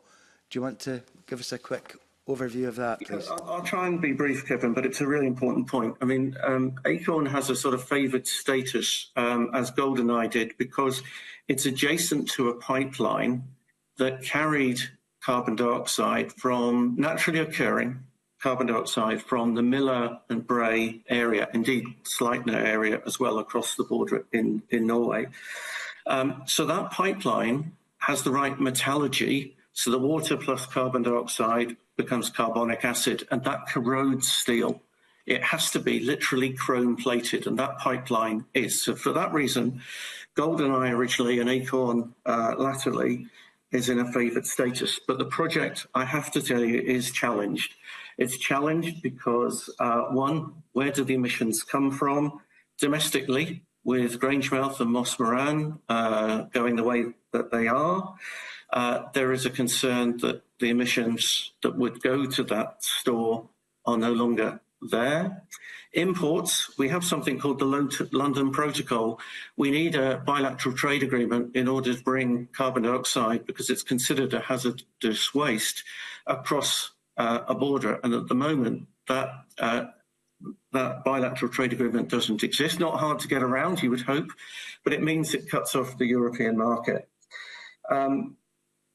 It's also challenged a little bit technically, and indeed the evaluation geologically of the longer Acorn site, 80 kilometres long, has been pared right back, because the western area comes to subcrop and the eastern area has a field called Hannay, where the wells that were plugged and abandoned are not compliant for CO2. The legacy well there is an issue. Now, my other concern, of course, is that Storegga as a stakeholder have put themselves up for effective buy-in or sale. That tells me that the three investors, the Singapore Investment Group, Macquarie's and ADNOC, are concerned about their investment. Normally, in a joint venture, that would mean that the partners would get first option, that's Shell and Harbour. They clearly haven't taken that option. So it's gone out to a wider tender, and as yet, I understand that there are no takers. So the question is, will Storega's backers walk away? Could this put that particular project in jeopardy? Do we have the emissions that justify the site and indeed the commercial business case? The obvious thing being the Peterhead gas-fired power station with carbon capture technology attached to it. If that were brought into place, you could still have dispatchable power from Peterhead, but you would also capture the carbon, transport it and store it safely. But without that certainty, without that confidence, I fear that that project, as we've seen with Storegga putting its stake up for sale, has massive challenges currently. Down to the lack of industry confidence, as well as supply. Yes, well, Shell, of course, have sold their oil and gas assets and merged them with Equinor to produce Adura. What that means is that the Acorn project, plus other renewable projects like Maran Wind and Campion Wind, stay with the Shell mothership that has effectively left its oil and gas in the North Sea behind in the new company. As you probably know, Maran Wind and Campion Wind, Shell have walked away from those. They've returned the keys with over £100 million write-down as a result. Acorn, of course, now is competing on an international stage with projects in Shell's portfolio overseas. The question will be, have Shell got confidence in that project or not? So for all those reasons, Kevin, I think that there's a lot to unpack there, but Acorn as a project is challenged. Thank you very much. Convener, I'll hand back. Well, just before you do, Adam has been waiting quietly in the wind while John held the stage. Adam, so Adam, briefly from you. A very, very quick comment, which is just to say, I think that the issue of kind of security of supply and power cuts were raised. I just wanted to absolutely clarify, industry is not concerned about power cuts. Even at the height of the energy crisis in 2022, 2023, when Europe lost a massive proportion of its gas imports, we still kept the lights on through a combination of domestic production and imports as well. So we can have a conversation about the future of the North Sea, but I think that is hyperbole and probably not consistent with the reality the industry faces. Just because there's so little gas storage now as well, but I'll leave it there, Convener. Thank you. Gas generation is declining substantially year on year as well. So, I think there are different factors there, but I recognise in the future storage will be really critical. So I think you're right to raise that. Okay, right, Douglas, some oil and gas questions before I come to Mark. Thank you, Convener. And David, we've heard already that obviously Moss Morden ethylene plant is closing next month. Grangemouth refinery is gone. You've mentioned risks, I guess, with Forties pipeline going forward. Are we close to the tipping point when these major pieces of infrastructure are no longer viable because we don't have the quantities of feedstock coming into them to make them worthwhile? Yeah, I definitely think it's a critical time for the sector, and I do. That is my genuine concern. And actually, in any of our jobs, we need to be careful that we don't talk ourselves into a crisis. But actually, what is happening is of real concern. And when you start to lose that infrastructure, when you start to lose the expertise in the basin, that is going to have, I think that's going to have significant impact on the communities, such as the one where I live. But again, also not just for the production of our own oil and gas, but it is going to have a significant influence, I think, on the supply chain and the opportunities that we have in building out floating wind and carbon storage, etc. So absolutely, Douglas, I do. I think this is a critical time, and that's why I think this is of national significance, this conversation about what is happening here in Scotland and the North East. And Simon, that must be a big concern for you and your members as well. When you see all these closures taking place, you must be looking what is next and how do we support those communities more to try and make sure that those jobs are saved. Again, for us, particularly in the UK, it often feels a really polarised debate. I must say, from an industry position, what we really, really ask for is, I tell you what, let's just take all that polarisation out of it, recognise we need it all. And then once you've done that, and prioritise producing our own energy at lower carbon footprint of all kinds, prioritise our own jobs, people in our own communities, that's what we need. And generally speaking, the first step on that is please support the sector that we have, the oil and gas sector, to produce it is, and that is The Energy Profits Levy, repeal it now. I think there's an opportunity still in 2026 to do that. Change the narrative so it's much more inclusive. And if I could, I speak as somebody who works in the sector and has worked in the sector, spent time offshore.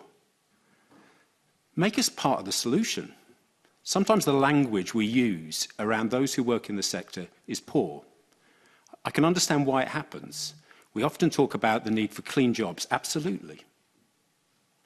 But by using that language, those of us who therefore are in the dirty jobs, in some way, shape or form, we're not part of the solution.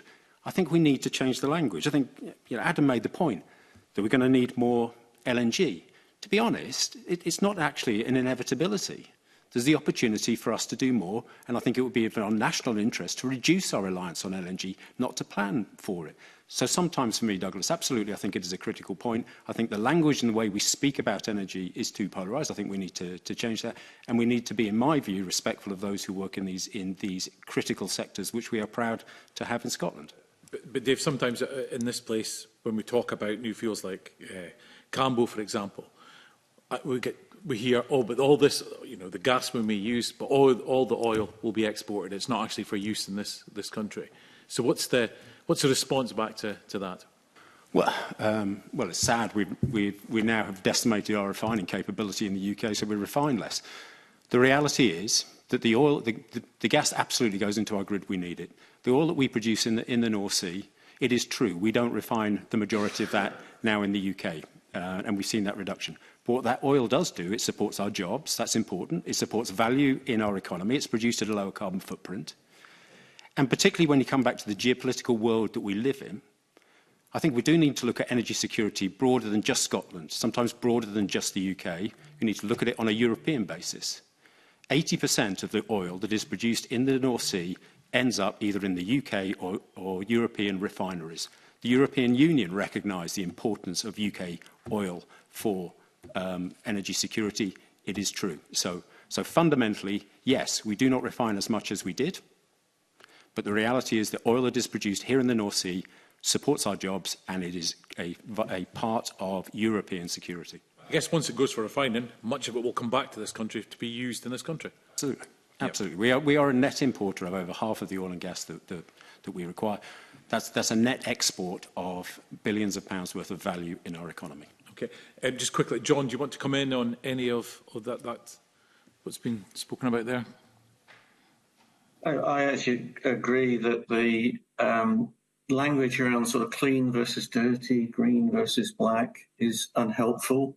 It's about the whole of the energy mix and trying to get this right for the energy security and supplies that the country relies on for wealth creation and quality of life, as well as the climate compatibility. So for me, I think we have to stop airbrushing oil and gas out of the question, out of the equation. And it comes back to the very first point about the Scottish Government, I think, and if you look at the climate plan that's been issued, it sort of sidesteps the issue. And I think it's really important that we include it all. It's a sort of inconvenient reality that's there that should be talked about within this scheme of things. But I guess others would say that oil and gas is not really compatible with a climate change plan. People would say, well, we should be producing none of it if we want to get to net zero. Are they right? Well, it wouldn't be the starting point that we want to begin our journey to net zero or the energy transition.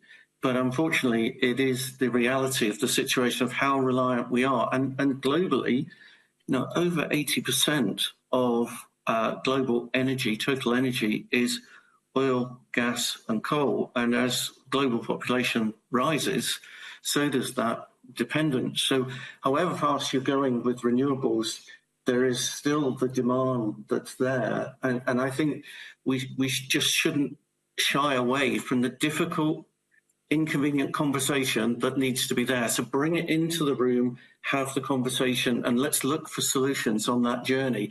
And let's not forget that if we look at the carbon capture and storage projects that are in Track 1 and Track 2, then Shell and Harbour are there in Acorn, as I've said, currently. Eni are in HyNet. Then you look at the Viking CCS, that is harbour-led. And then Endurance is BP. And bubbling under, you have Morecambe Net Zero, which is Spirit Energy.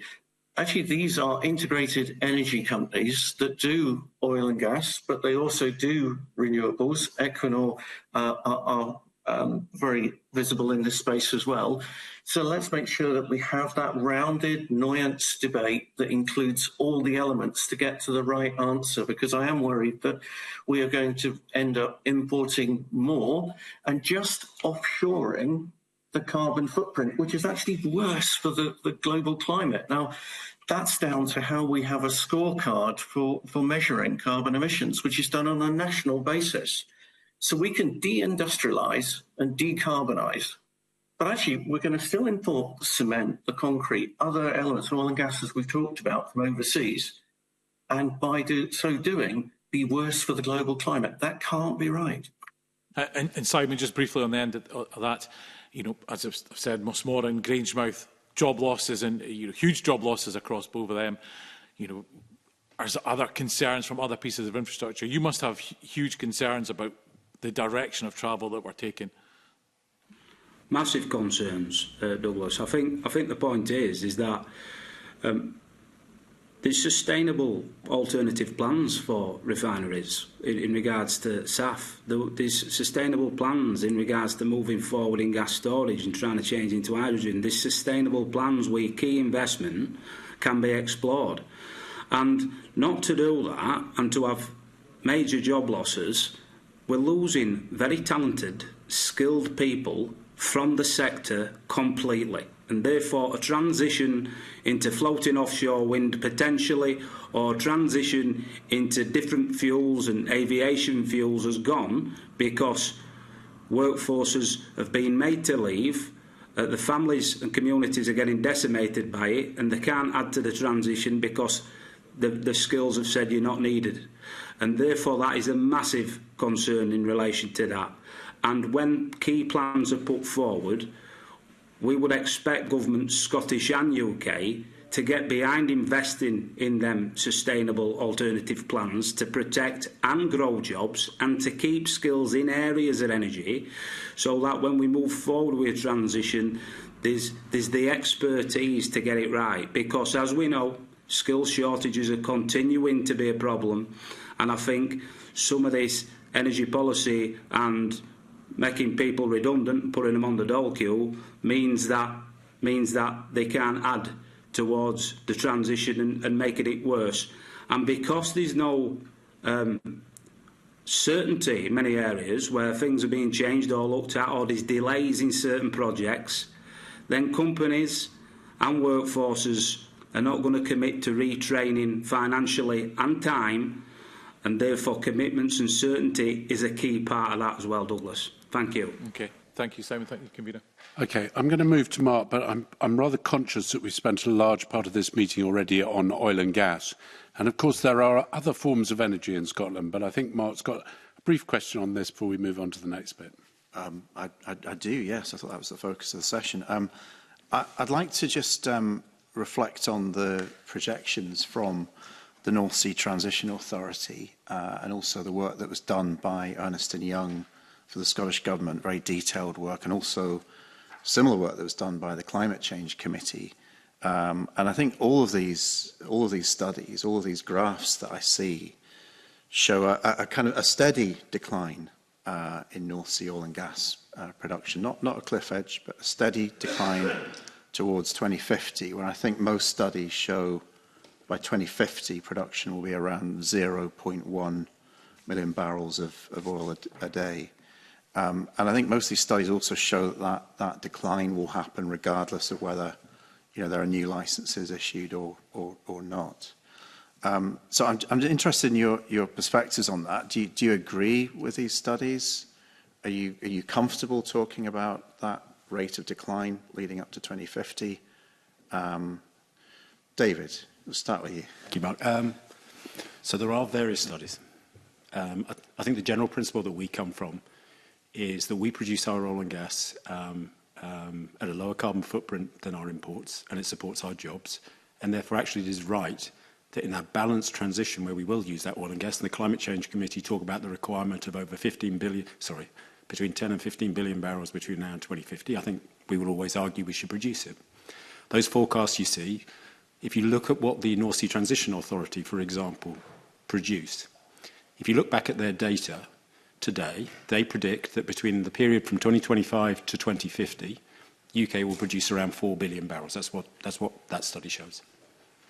If you look at that same data from the same authority from 2020, prior to some of the policy decisions and also the interruption due to COVID, they were predicting that the UK would be producing close to 7 billion barrels in that same period, and showed a vision that with the right policies in place, that the UK could produce over 10 billion barrels in that period, almost meeting its need. So there are a number of studies, but what they do show, in my view, is we have seen a decline in the expectation in the last 5 years due to a combination of the interruption of COVID, the impacts of the Energy Profits Levy, and quite honestly, the uncertainty that has come into the sector. And I think as a country, alongside our build-out of renewables, we should be striving to produce that oil and gas. And I think you can demonstrate more production than is seen by the NSTA. And if you look at reports from organisations like Wood Mackenzie, they will show alternative scenarios. And the North Sea Transition Authority themselves show the opportunity for up to 15 billion barrels of resources being in place. So it is true. Over time, the North Sea will decline, absolutely. But there is a range of outcomes depending on policy that is put in place. And we are now seeing an accelerated decline. And I think that is the wrong thing for a just transition. Okay, so you'd say that 15 billion barrels is compatible with the ambitions within the climate change plan, and we should be revising all of these estimates and going for that. So what you're seeing is estimates based on policy today. Right. Okay. So if you had supportive policy, and Professor Underhill spoke about some of those areas, and we speak about having an investment regime that attracts investment, absolutely you could see a different outcome, and that different outcome would mean that the UK and Scotland would meet more of its own demand, and it would support more of its own jobs. So yes, that is the direction of travel that we would like to see. Okay, Adam, can I bring you in?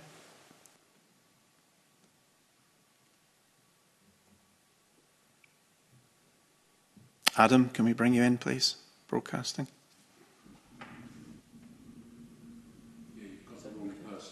I think you've unmuted me, not Adam. Yeah. Thank you. I wouldn't say anything too different. I would agree that a series of issues, and in particular the policy changes over the last year or two, have accelerated that decline, and that ultimately these are the result of policy choices.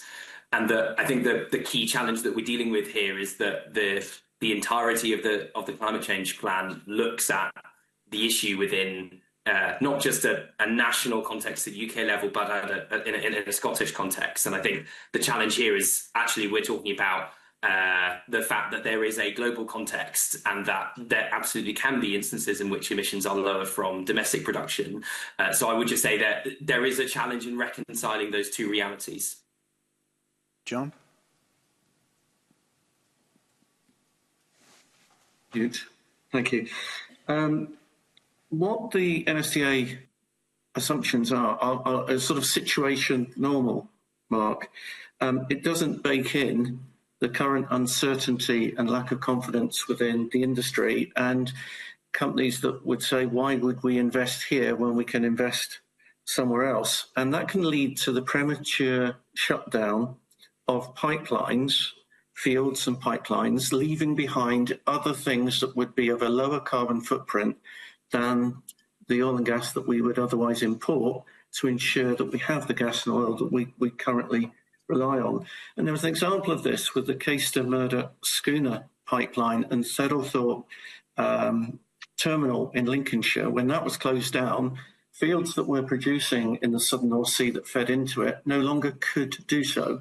And you would either have to reinvest, almost starting from scratch and build a new pipeline to them, or give up. So there is the worry that there could be a domino effect, that if you close down infrastructure, if a commercial company decide not to continue with a pipeline or with a terminal, you leave behind things that you could otherwise produce. So in answer to your question, yes, there is a natural decline. We can show over the years. We did a piece of work at Aberdeen University, looking at the average field size coming down. We are in a mature situation. It is in decline, but there are still opportunities.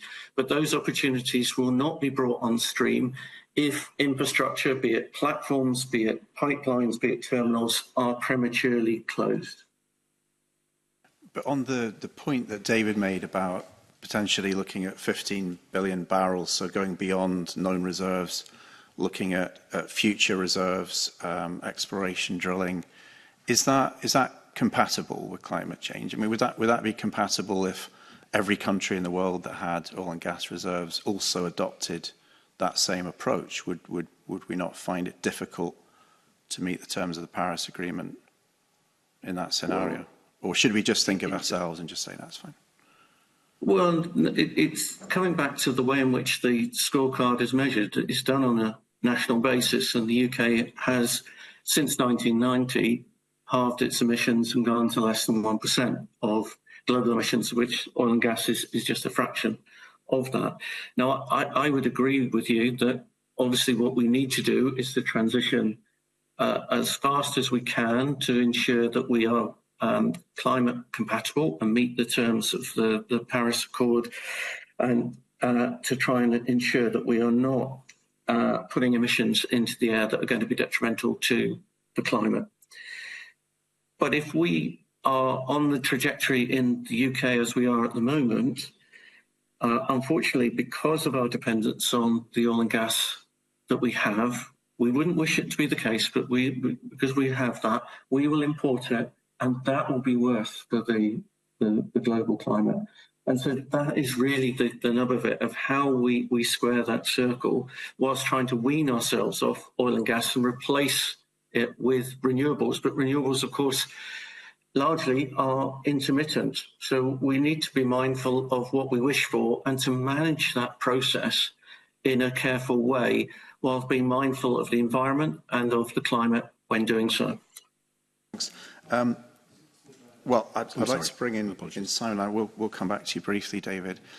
Simon, I'm interested in your thoughts about the implications for workers and communities of the speed of that transition. And I suppose I would put a fact to you, and David might want to reflect on this as well, that even at the time when the North Sea has been profitable, looking at Harbour Energy's profits, for example, last year, I think record profits in one half of last year, job losses have still occurred. So 700 jobs were let go at Harbour Energy over the last 3 years, I believe, at a time when, profits were up.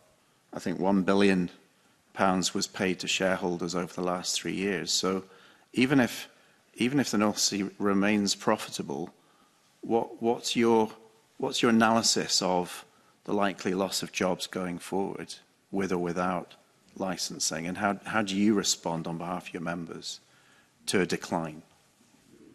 I think in regards to that fact, and two separate questions, the profit and where profit's distributed, and then the effect that on jobs. To address the first point around profit, United Unions made it clear in regards to clear investigating reports, in-depth reports about profiteering in certain industries and where that profit should be redistributed to ensure proper transition, job growth, and also ensuring better value for money in regards to moving that forward. And how I say that, and why I say it, Mark, is that if we're going through a steady decline, and people know that it's a steady decline, or we accelerate it, whatever the choice is, then if the profit is still there, then surely that profit, some of it, should be invested into workforce to ensure that they remain in the sector, that there may be a vested interest for that company then to adapt its portfolio for energy moving forward and keep its skills within it, and therefore put some of that profits into the workforce to make sure that it's resilient moving forward, and also have the skills and the development to create a better society and keep jobs in communities so they're not being left out. That money could have been put in that way. What workforces have seen is a lack of that investment in certain areas. Not all cases are grant, but in certain areas they are. And people who are losing the jobs, when they're seeing profits being put onto that, must feel a touch betrayed in certain areas now that they don't know what the future holds for them and their families and community that they live in, and may have to move away from the community to find other work in other sectors, which is disgraceful for them, and I feel for them. Yeah, thanks. It's definitely been the case with Mossmore. David, do you want to briefly come back on that? No. Just to get, if you don't mind, so a couple of things. The compatibility of producing our own oil and gas versus I mean, I think John said it is a difficult square to circle, but we will continue to make the case if we're going to use oil and gas, we should produce ourselves. And importantly, because we control that, I think the way you have that licence, in my view, is because we will drive down the emissions associated with our production. So what we've seen in the North Sea, despite some of the issues that we face, is already a 25% reduction in the emissions associated with our production, on track for 50%. So I think it's really important that when I make the case that the UK should produce, for the reasons I state, I think it's also that we're held to account that we reduce the emissions associated with that production. And then coming back to the point you made about I think the general point you made that there have been job losses in the past, I think is correct if you go back a number of years. I think when you cite the more recent examples of Harbour Energy, when in reality Harbour Energy is now a multinational company, actually the profitability, there has not been profitability in the UKCS for a number of those independent operators now for a number of years, and they're paying an effective tax rate of over 100%. You know, I think sitting where I live, this whole piece where it doesn't feel just that we choose to accelerate the decline, that we choose to prioritise importing the gas, the LNG from somewhere else. It just simply doesn't feel just. And for me, that's to some degree from where I sit, you kind of rage against it. It just doesn't feel right. What you want to do is feel that, yes, actually, I tell you what, the end goal, we're all on the same page. But let's have a conversation about how we bring all of us together and make it feel just and protect jobs. You know, every single, you know, when you look at those graphs, if the decline rate is 6% or 7%, you can hardly see it on that graph. But it makes a massive difference to value in the economy and to people's jobs, because when you decline at that slower rate, or when you achieve the opportunities, that is a massive proportion of value and jobs still going into the economy. Those graphs, those small changes are important. I suppose those graphs are also, you know, a warning. It's a warning to governments and industry of the need to plan, regardless of how quickly that decline is. Can I just ask you then, just finally, just about investment, because there's been a lot of discussion between yourself and John this morning just around, you know, the carbon content of LNG that's being shipped into the UK to meet our current oil and gas needs, and I recognise the higher carbon content of that compared to gas oil from the North Sea, but you know, the point was also made, though, that Norwegian gas is actually lower carbon. So in climate terms, if we were looking to displace anything, we'd be displacing our own North Sea gas and LNG with Norwegian gas. So what is the industry doing to reduce its carbon emissions, particularly through flaring, through leakage, in order to become competitive? Because in climate terms, yeah, we're importing Norwegian gas, but, you know, actually it's lower carbon, which is disappointing. Like. So in some way, shape or form, I think, you know, so we need the UK to be competitive globally. It is true that we, that our emissions are in excess of those that we see in Norway. What the industry committed to was actually to see a drive to net zero emissions from our production operations by 2050 and halve our emissions by 2030. And so, Mark, what you're seeing across our assets and actually also across our terminals is reducing flaring, so heading towards zero routine flaring by 2030, and that is a significant investment. You can see that in our assets. Changing some of the ways that we fuel the, you know, so effectively upgrading turbines, and where it's appropriate, looking to the potential of electrification of the assets. So we see that as an important part of our licence to operate. I think it's fair to hold us accountable. We're on track to meet those targets, and I think it's important that we continue to do that we continue to do that. Can you go with the right financial incentive? I think a lot of some of the can you go for? You probably always the answer to that question is usually yes. The one thing I would say is a lot of the systems, particularly when it comes to things like flaring offshore, etc., those are safety related, and that's not an excuse not to go fast, but it is a reason to make sure we are mindful of changing the way that platforms are designed and the way they then function. We must get it right. And so for me, I think we're doing the appropriate work. I think we set a target. I think hold us to account to deliver on that target, 50% by 2030 and beyond. I think we've set a target. Rather than necessarily talk about can you speed it up or slow it down, let's make sure we're doing genuine work. Instead of talking about targets, let's be talking about real work that is delivering on that. And if I could, what you will also see is when we bring forward new opportunities, and I know we have assets like Rosebank, which I know is contentious, but again, we make the argument for it, and also Jackdaw. When we bring in those, it's so important for us to drive down that overall carbon footprint with the oil and gas that we produce, that we bring in these new fuels, because they come at a much lower carbon footprint. John speaks about infrastructure-led activity. What in many cases that is, we have existing assets, and around them are small pools of oil and gas that can be tied in a little tieback with very, very little additional carbon footprint, brings down that overall intensity of what we produce. So I think you're right to hold us to account for that. I think it's something we're on that track for. If we had a narrative which actually recognised that we're all part of the same story, I think we would be in an incredibly productive conversation about how do we manage not just the oil and gas transition, but also the acceleration of our renewable opportunities and our carbon storage opportunities. Okay, thank you.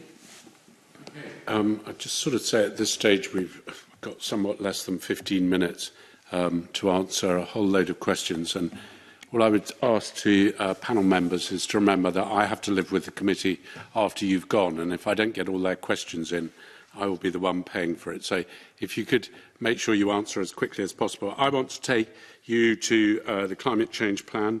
Those of you that have heard my questions before, I'll take you to Annex 3, page 51, if I may.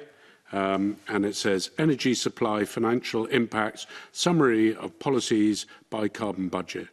And between now and 2040, there are absolutely no benefits and there's no net costs. David, do you agree? I'll be really succinct if I can. One of my observations with the Climate Change Plan, I mean, it's a constructive document. This is an economic opportunity, and we should be upfront about what the real economic opportunity is. And there is benefit to the decarbonisation of our energy system. It needs to be shown. And it needs to be, I think, one of our key drivers is for it to be fair and just, we need to make sure that what we're driving is, in my view, is increasing the value for Scotland. So no, I think there's more work that needs to be done. I think that the Climate Change Plan should sit alongside an ongoing economic assessment, and that in terms of driving a just transition, we need to be showing value. If I could make the comment, I think, Mark, you raised some of the work that EY did in support of the draft energy strategy and just transition plan. And one of the things at the time, EY showed that on the path that we were on in Scotland, between now and 2030, the Scottish economy under that strategy would be £6 billion, would be reduced by £6 billion. And our challenge back to, not challenge back, but our offer back was actually for us to deliver a climate plan, we must be more ambitious than that. We won't be successful, in my view, of delivering a just transition if ultimately we make the countries poorer. And the reason why it's lower actually is because of that accelerated decline of oil and gas.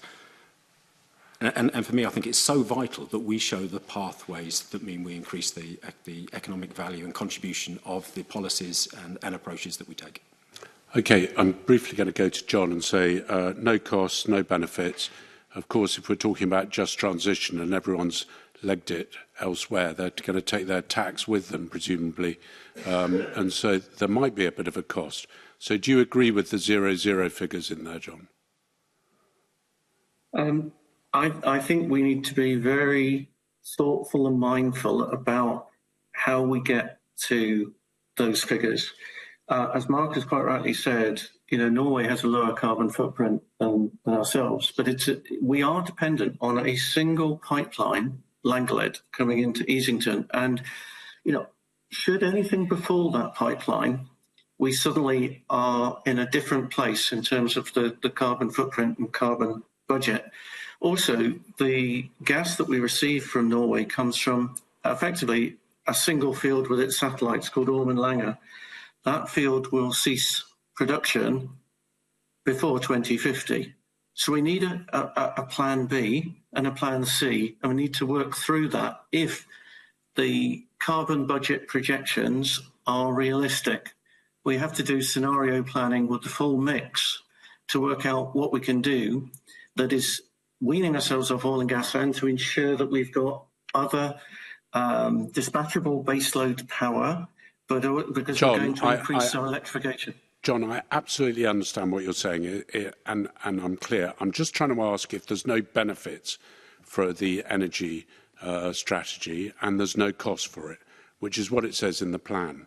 To me, a plan's got to be costed, and I'm trying to work out whether you agree. Yeah. Zero benefits, zero costs to the government. So I and to the don't people agree, of Scotland. because the scale of rewiring of Britain that we are going to do, the investment needed in terms of offshore wind, cabling, electricity substations, new pylons, the scale of that and the cost that needs to be put in, at the end of the day, the taxpayer or the bill payer or both have to pay. It's a scale of investment of the sort that the Central Electricity Generating Board did back in the 50s. But we have, at the moment, the power stations where they are. Some of them have been knocked down, Cockenzie, Loganet, Kincardine, for example, and pylons coming from them. If we're going to actually have the infrastructure we need to connect to the grid for wind, the cost of that is very large and looms large. We also have to have community engagement. So actually John, public sorry, information... John, I'm going to be ruthless, which is so unlike me, I'm asking a sort of binary answer, yes or no. Is there a cost and a benefit to the taxpayer, or is there no cost or no benefit to the taxpayer from the energy strategy? So there's a long-term benefit because we want to keep the lights on and keep the jobs and so on. But in the short term, there is a huge cost to pay to ensure that we have the insurance that we need in place. Adam, do you agree? Not completely, no. I mean, I think at worst this is net neutral as a transition. Yes, of course, no one is being dishonest that there will be costs in this transition, there will be disruption in this transition. But I think to Professor Hunt-Hill's points there, I mean, yes, we are undergoing a massive rewiring of our economy. We are building lots of low carbon infrastructure. We're building new wind turbines, etc. Equally, half of our gas fleet is due to effectively expire within about a decade. So, these are costs just for upgrading our infrastructure we have to do in every generation. It's just simply that in this generation, we are upgrading it to low carbon rather than high carbon. So I don't think that's a reasonable comparison. I think at worst, this is net neutral, but I think there are real opportunities here for kind of low carbon industries in Scotland. Okay, it may well be net neutral, and if you look at the other annexes or the other pages of the annexes, it says whether is net neutral or a net gain, where the costs are. This is saying there's zero to both sides to the government. Simon, yes or no? Can I push you? Yeah, the people won't unmute me then. Yeah, you can push me. Yes, there's a cost, and yes, there's a benefit, but there's a lot of potential in relation to that. It's hard to give a binary answer. And why I say that, and I will be quick, is that if it's done in different ways, there can be better benefits for society. And if it's done in other ways, there could be less benefits. So I get your push for a binary point, and I think it's quite easy to say yes. But if it's done the way that you put workers at forefront, there could be better benefits for different areas and different points. So I understand your urgency for binary, but it's very difficult to give you one, but I have said yes. Okay, and I'll take that from all of you. I guess without an oil or gas strategy that's laid out, you won't know all the costs anyway. Maybe that's just the cynic in me, which says why there is 0 zeros on it. Anyway, we'll move on to the next question, which will... Mark, you've got a series of more questions if you want them. I'd ask you to be brief, or have you asked them all? I think others were maybe ahead of me there, so...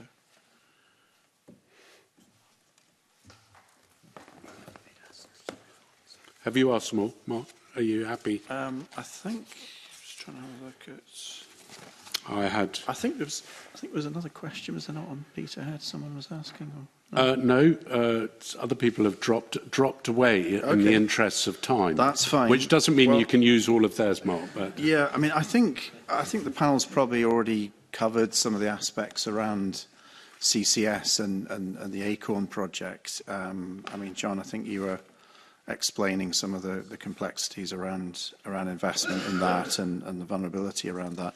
And I suppose I would just ask you if you've got any other comments in relation to CCS and its effectiveness in decarbonising. I mean, the climate change plan is very heavily reliant on Acorn, and what your thoughts are on the risks to the climate change plan decarbonisation if Acorn doesn't go ahead. So I'll kind of invite you just to come back on any additional comments in relation to that. Adam, do you want to come in? Thank you very much, Mr. Ruskell. Yes, so I'll probably come in specifically on the Peterhead side because I don't think we've covered it very much so far. Look, the one thing I'd say, because there are inevitably criticisms always of whether gas-fired power plants should be included within the kind of framework of carbon capture and storage and within the clusters.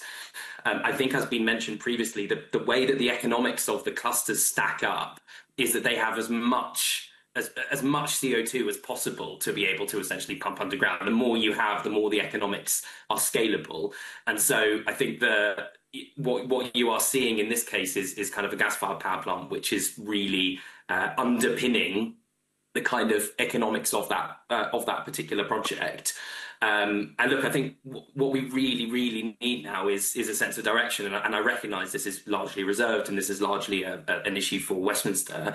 But, you know, Peterhead at the moment, you know, it's got, I think it's got 80 full-time employees. It's got, you know, CCUS would lead to 1,000 construction jobs, 240 ongoing operational roles. You know, this is kind of a large industrial project. And the broader context is one in which all operators of gas-fired power plants around the UK are considering what the next few years looks like. They know that they have already, you know, pretty rapidly decreased the amount they're producing. You know, the amount that gas-fired power plants generate has just about halved within the last few years. We're now down to about 24% of the time, give or take.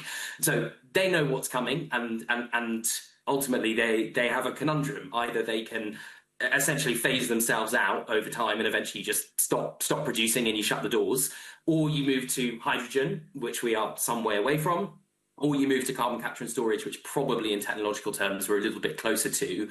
And you know, in order to get the transition right, we need some certainty over what that looks like as soon as possible. And whilst there have been circumstances, I can think of particularly cases like Ratcliffe Power Station, where there was a really good conversation with trade unions, but that was one. It was a coal-fired power station that did just close its doors.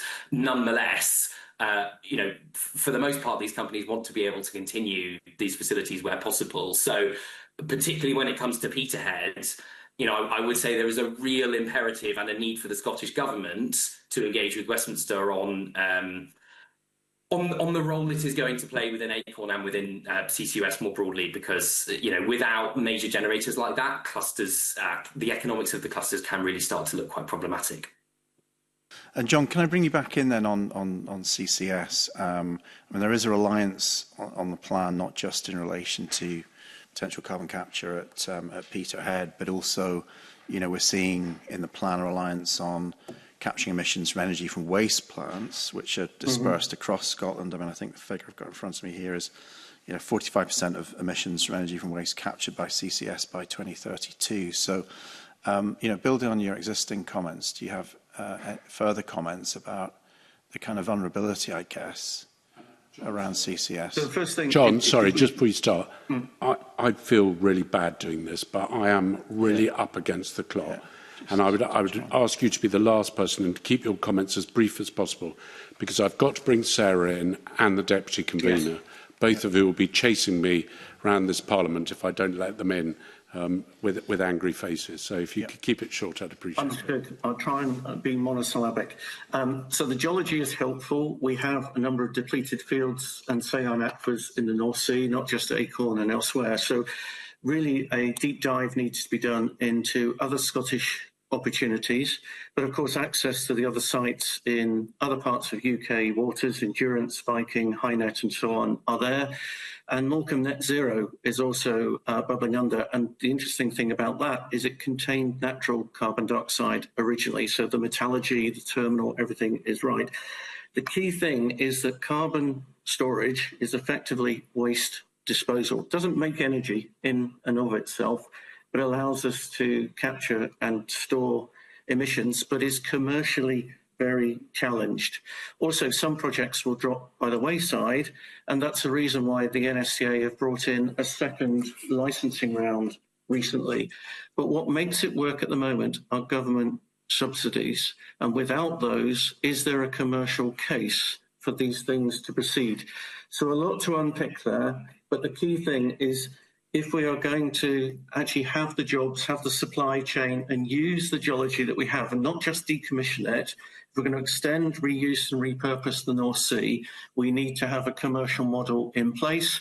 And in Scotland, there have to be other opportunities above and beyond Acorn. Thanks very much, John. Sarah, can you ask your question and can you choose carefully which panellists you ask to answer your question? Okay. That may be a clue there. I'd like to ask a question about joined-up thinking. It just follows on that quick comment you made there, John, about getting confidence for investment. The energy draft strategy was 3 years ago. You've got the climate change plan now. Do we need some more joined-up thinking so that you can generate investment for the private sector, whether it's manufacturing renewables, whether it is that investment in CCS or hydrogen, preferably green? How do we get this investment going and the confidence that these are investments that make sense, given your comments about heat, transport and waste, getting that joined-up thinking? And then I might come to briefly other witnesses, but start off with you, John. Yeah, Sarah, yeah, fantastic question. I absolutely agree that we need to have this holistic joined-up thinking. Not having an energy strategy, which includes oil and gas, is unhelpful. It needs to be linked to the climate plan and also to the Committee of Climate Change modelling. I would also go further and say that we need to do skills capability mapping, which jobs are needed when and where, and make sure that we have investment in the relevant areas, because of course that will inform universities, further education colleges about apprenticeships, and even the school curriculum, the curriculum for excellence, so that we're actually giving the school children of today, the students of the future, the workers, the employers in the future, the right direction and guidance. So I'd see in the joined up thinking that we actually need to have a timeline of when projects are going to come on board, what skills are needed. It might be electrical engineers for the industry and apprenticeships for welders and mechanics and the like. So actually in higher education, we need to think carefully about our place in that mix. But yes, it definitely needs to be joined up and connected, because without it, one pillar could fall, and as a result, we don't get the desired outcome. Thanks. I mean, Simon, you mentioned the issue of manufacturing. We've just got Berwick Bank and the Pentland project approved and loads of onshore wind, but we're not producing the infrastructure in Scotland. Is there more you think we need to do now to not just create new jobs, but get that joined-up approach? I mean, the joined-up approach is pivotal in regards to any successful plan, taking apart all different stakeholders, including trade unions and workers' voice, into that joined-up plan. In regards to supply chain, of course, supply chain is needed in regards to the industry that is growing and talked about in many points, which is renewables. The supply chain, when you look at the output electrical generation in wind and renewables compared to supply chain, compared to other countries in the globe, it is just not there at all. And therefore, the jobs plan for that joined-up thinking does come from supply chain and manufacturing. And there's a lot of jobs that can be created. And unfortunately, they've not been created in Scotland and the rest of the UK for a significant time, despite ongoing increases in the renewables industry. Thank you. And I'm going to jump in there and say that was a perfect segue to the Deputy Convener's questions. Whether or not it is, it doesn't matter. But, Michael, over to you. Thanks, Convener. As you're aware, we've had the outcome of AR7, 2 projects in Scotland, the first project since 2022 through this process. Can I ask, Adam, what's your taking the outcome from AR7? Thank you. I mean, I think it's a really positive outcome, and after a tricky couple of years, or 2 or 3 years, for the offshore wind industry, both within the UK and globally, I think there'll be a big kind of sigh of relief. These are 2 great Scottish projects. There will also be pretty significant supply chain implications as well through the Clean Industry Bonus, which is this kind of mechanism that falls beneath the CFD now. And you know, this is a record amount of capacity procured, not just in the UK. This is the most that any auction globally has ever procured of offshore wind. So it is the UK firmly putting its eggs in, you know, largely in the offshore wind basket as the kind of mainstay of electricity production alongside nuclear and solar in the future. But you know, this is hopefully really, really positive and a very clear sign to industry. There are lots more fantastic projects that didn't get through, including lots more in Scotland.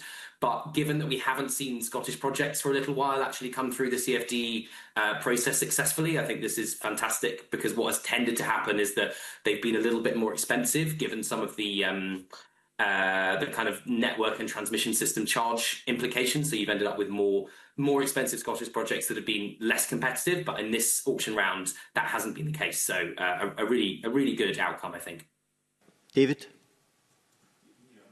What Adam said about a successful outcome, and then coming back to and building on that, to create the opportunity in Scotland and the UK in terms of supply chain growth, we need the projects. And I think what has in some way, shape or form dominated the narrative for a long time is actually there's lots of opportunity. People show lots of graphs with lots of things happening. But fundamentally, supply chain, you don't have that certainty that those projects will happen. So the fundamental thing we need to be doing is making sure that pipeline of projects feels real. I think AR7, really important. To be honest, I think some of the work that is going on within mission control with the UK government is helping to give confidence these projects will happen. We need more of that. If we could, I think we need to see the oil and gas projects as well, that people have confidence in them. I think what so building that confidence, in my view, with the supply chain companies we work with, is the gun shy. The promises we make in terms of projects to come don't happen. And the workforce is a bit like that as well, gun shy of the promise of jobs that don't necessarily turn up. We need to change that. I think that's a good building block. I do think we need to be more joined up. It's a bit like our ambitions around carbon storage. Carbon storage is a great opportunity. But if we are not showing a way to drive down the cost, the reality is it will go slow. And there needs to be more joined up conversations about what industry, what our workforce, and what government regulatory positions are doing to help us drive costs so they're competitive, so they're self-sustaining, so they happen. Scotland's got a brilliant opportunity in floating wind. Brilliant opportunity. And I think what we are seeing is the developers need to be showing that pathway where we've got the Pentland project approved. But what is the pathway that takes you from £200 a megawatt hour down to 80 or 90? And I think there is already good work ongoing in that space. But the more we start to recognise that we need to be shown that making these projects economic, starting to give people the confidence that the project pipeline will happen, it's not just a curve that moves to the right every year. That is fundamentally the way you start to create jobs. I think AR7, was a really good step in the right direction. But that, for me, is the really key area, and that needs joined up working between industry, government and our workforce. So a lot of pressure on AR8 to make sure there's momentum moving forward. Can I turn to John and Simon in this question? John, you first. AR7, 2 Scottish projects, 1 floating, 1 fixed. Bottom, in Scotland, we don't produce a nacelle, we don't produce turbines, blades, we don't produce towers, we don't produce floating foundations. What's the economic value of these projects to Scotland? John? I think it's challenged in Scotland partly because of water depth Once you go beyond 50, 60 metres, you're into the floating technology where there's a test and demonstrator site now and more expense because of those metocean conditions. I think there's also a challenge, Michael, with the nature of the electricity market because we've got generators. So we award these projects in AR7 and so on. But of course, there may not be a prospect of transmission and public acceptance in terms of building the electricity substations and the pylons and connecting it to the grid. And there's also a third part, which is the wholesale price. And getting those three things together and integrated and joined up again, I think is very important. The other element that I'd like to introduce is also offshore, there is the spatial squeeze. I'm sure if you had somebody on this panel from the Scottish Fishing Federation, they would be not necessarily saying that AR7 and National Fishing Federation down south as well is a great outcome because, of course, there are unintended consequences because there are many other stakeholders and users of the subsurface, the seabed, the water column and the airspace above.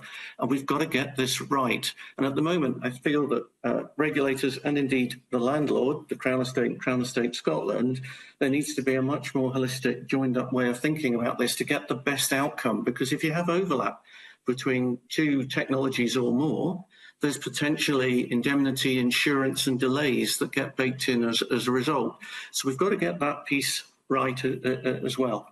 I think there's one other point you wanted me to answer. Oh, the economic benefit. So ScotWind and Intog, I think, were tremendous innovations. ScotWind was an auction market. Money was raised and went into the Scottish Government. So the use of that money by the Scottish Government it is of economic benefit, given it was an auction in the way it has. But when you look at, say, the Kincardine floating test and demonstrator site, it was constructed in the Middle East. It came to Rotterdam and then was towed to offshore waters within line of sight from Aberdeen and Stonehaven.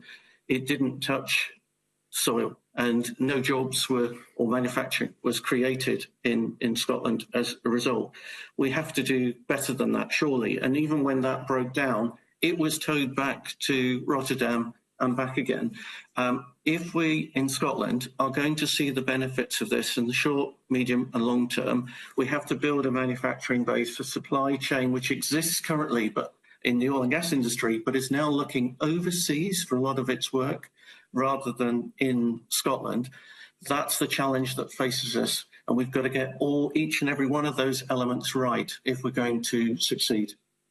Simon, how do we deliver a just transition for your members off the back of something like AR7 when two of the projects that are that have been committed to in AR7 are in Scotland, but actually, given that the O&M operation of offshore wind is much lower compared to oil and gas, how do we deliver a just transition if we don't manufacture the nacelles, the blades, the towers, the foundations, to make sure that workers in oil and gas have actually got other jobs that they can move into?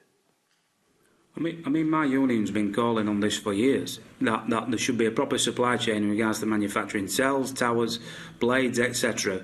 To